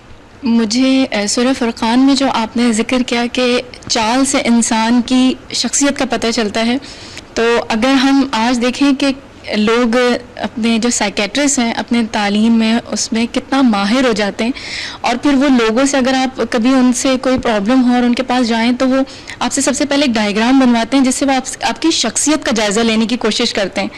تو مجھے یہ بات اتنی اچھی لگی کہ اگر ہم قرآن کو پڑھ کر اس پہ غور و فکر کریں تو ہم اپنی ذات کا تزکیہ اس کتاب سے بھی کر سکتے ہیں کہ کس طریقے سے، مطلب اللہ پاک نے ہر جگہ ہمارے بتا دیا کہ ہمارے کس عمل میں کرنے کی وجہ سے ہمارے اندر کیا خرابی ہے اور ہمارا کون سا عمل ہمیں اچھا بتا رہا ہے.